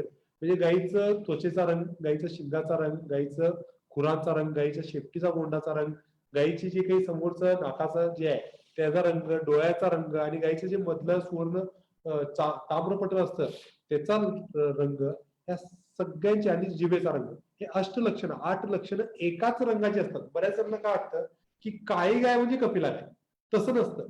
पांढऱ्या खिल्लार गायीमध्ये पण कपिला आवश्यक आहे, फक्त आपल्याला लक्ष नसतं. मी बऱ्याच कोट्यांवर व्हिजिट करतो ना तर त्यांना स्वतःला माहित नसतं की आपल्याकडे कपिला गाय आहे. मी बघतो बऱ्याच चांगल्या पद्धतीने कपिला गाय असतात त्यांच्याकडे, पण त्यांनाच माहित नसतं की आपल्याकडे कपिला गाय आहे. तर सुवर्ण कपिला असते, श्वेत कपिला असते, काळी कपिला असते. कपिला गाय कुठल्याही रंगामध्ये असू शकते, फक्त गरज आपल्याला आहे की तिची अष्टलक्षणं मॅच झाली पाहिजे. 8 पैकी 7 लक्षणं जरी झाली तरी ती कपिला नव्हे. कपिलाची 8च्या 8 लक्षणं मॅच झाली पाहिजेत. आणि मला असं वाटतं की सगळ्याच गायी ज्या आहेत त्या आपल्या सगळ्यांसाठी चांगल्या आहेत. कपिलाचं एक विशेष महत्व असलं ते आध्यात्मिक दृष्ट्या जास्त आहे, काही प्रमाणात आरोग्याच्या दृष्टिकोनातून औषधात जास्त आहे, परंतु सगळ्याच गायी आपल्यासाठी चांगल्या आहेत. त्यामुळे कपिला गायीच्या विशेष, बरेच जण म्हणतात की मला कपिलाच गाय पाळायची, त्या सगळ्यासाठी फार ह्याच्यात न पडता कपिला गाय आपल्याकडे स्वतः वास्तव्यास येते. आपण काम करा. माझ्याकडे काळी कपिला आहे, खिल्लारमध्ये काळी कपिला आहे माझ्याकडे. तर मला स्वतःला आशा नव्हती की माझ्याकडे कधी येईल, पण माझ्याकडे स्वतःहून आली, मला एखादं मोफत देऊन गेली. करोडो रुपये देऊन लोकांना मिळत नाही, माझ्याकडे अशीच देऊन गेली. तर म्हणायचा उद्देश काय, तुम्ही काम करत राहा, प्रामाणिकपणे गायीची सेवा तुम्ही करत राहा, त्यातून निश्चित तुम्हाला जे ते मिळतं. आणि कपिला गाय माझ्याकडे नंतर 2-3 जन्मले. माझ्याकडे पांढरी खिल्लारमध्ये पण पांढरी श्वेत कपिलामध्ये आहे. तर अशा बऱ्याच ठिकाणी आहे. तर कपिला गायीचं वर्णन अष्टलक्षणांवर असतं आणि दुसरं काहीच नाही. मेघराज वाळुंजकर सर, आपण आपल्याला अनम्यूट करा आणि अनम्यूट केलेला आहे, काय प्रश्न आहे विचारा. मेघराज वाळुंजकर.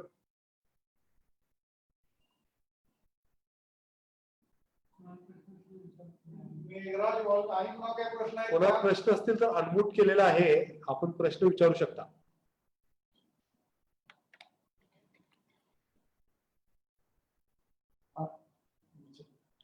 आणखी कुणाला प्रश्न असतील तर विचारा.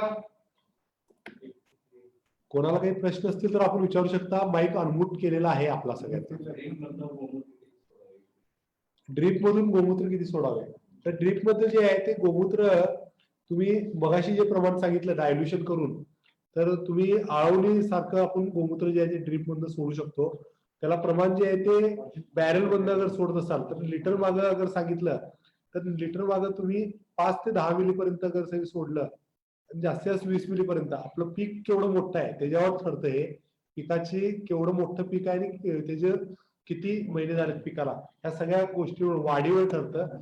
तर तुम्ही मगाशी सांगितल्यापासून प्रमाणे 50 मिली पासून 500 मिली पर्यंत तुम्ही सोडू शकता.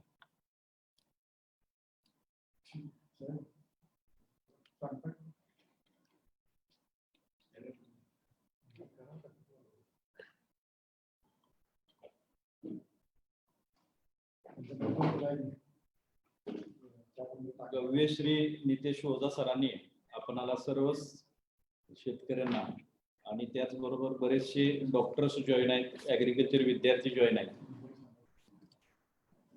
त्यांना अतिशय चांगल्या पद्धतीनं देशी गाईचं शेतीतील महत्व आणि आरोग्यासंदर्भात महत्व सांगितलेलं आहे. त्याचं आपण आपल्या जीवनामध्ये अवलोकन करावं. डॉक्टर निलेश ओझांचा नंबर आहे 93 73 77 33 71. आपण सर्वजण बहुसंख्य लोक जॉईन झाल्याबद्दल दत्त कारखाना व्यवस्थापनाच्या वतीनं आपला आभार मानतो. आणि या ठिकाणी येऊन ओझा सरांनी बी आपल्याला मार्गदर्शन केलं, त्यांचंही या ठिकाणी आपण आभार मानतो आणि आजचा कार्यक्रम संपन्न जाहीर करतो. याचबरोबर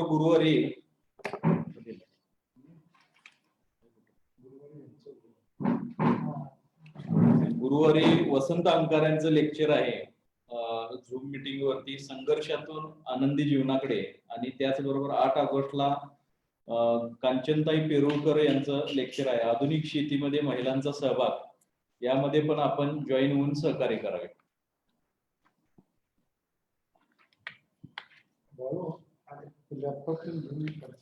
हे जे आकडा येतोय ते लाईव्ह आहे, ते तेवढे live आहे. बंद करा. 314 लाईव्ह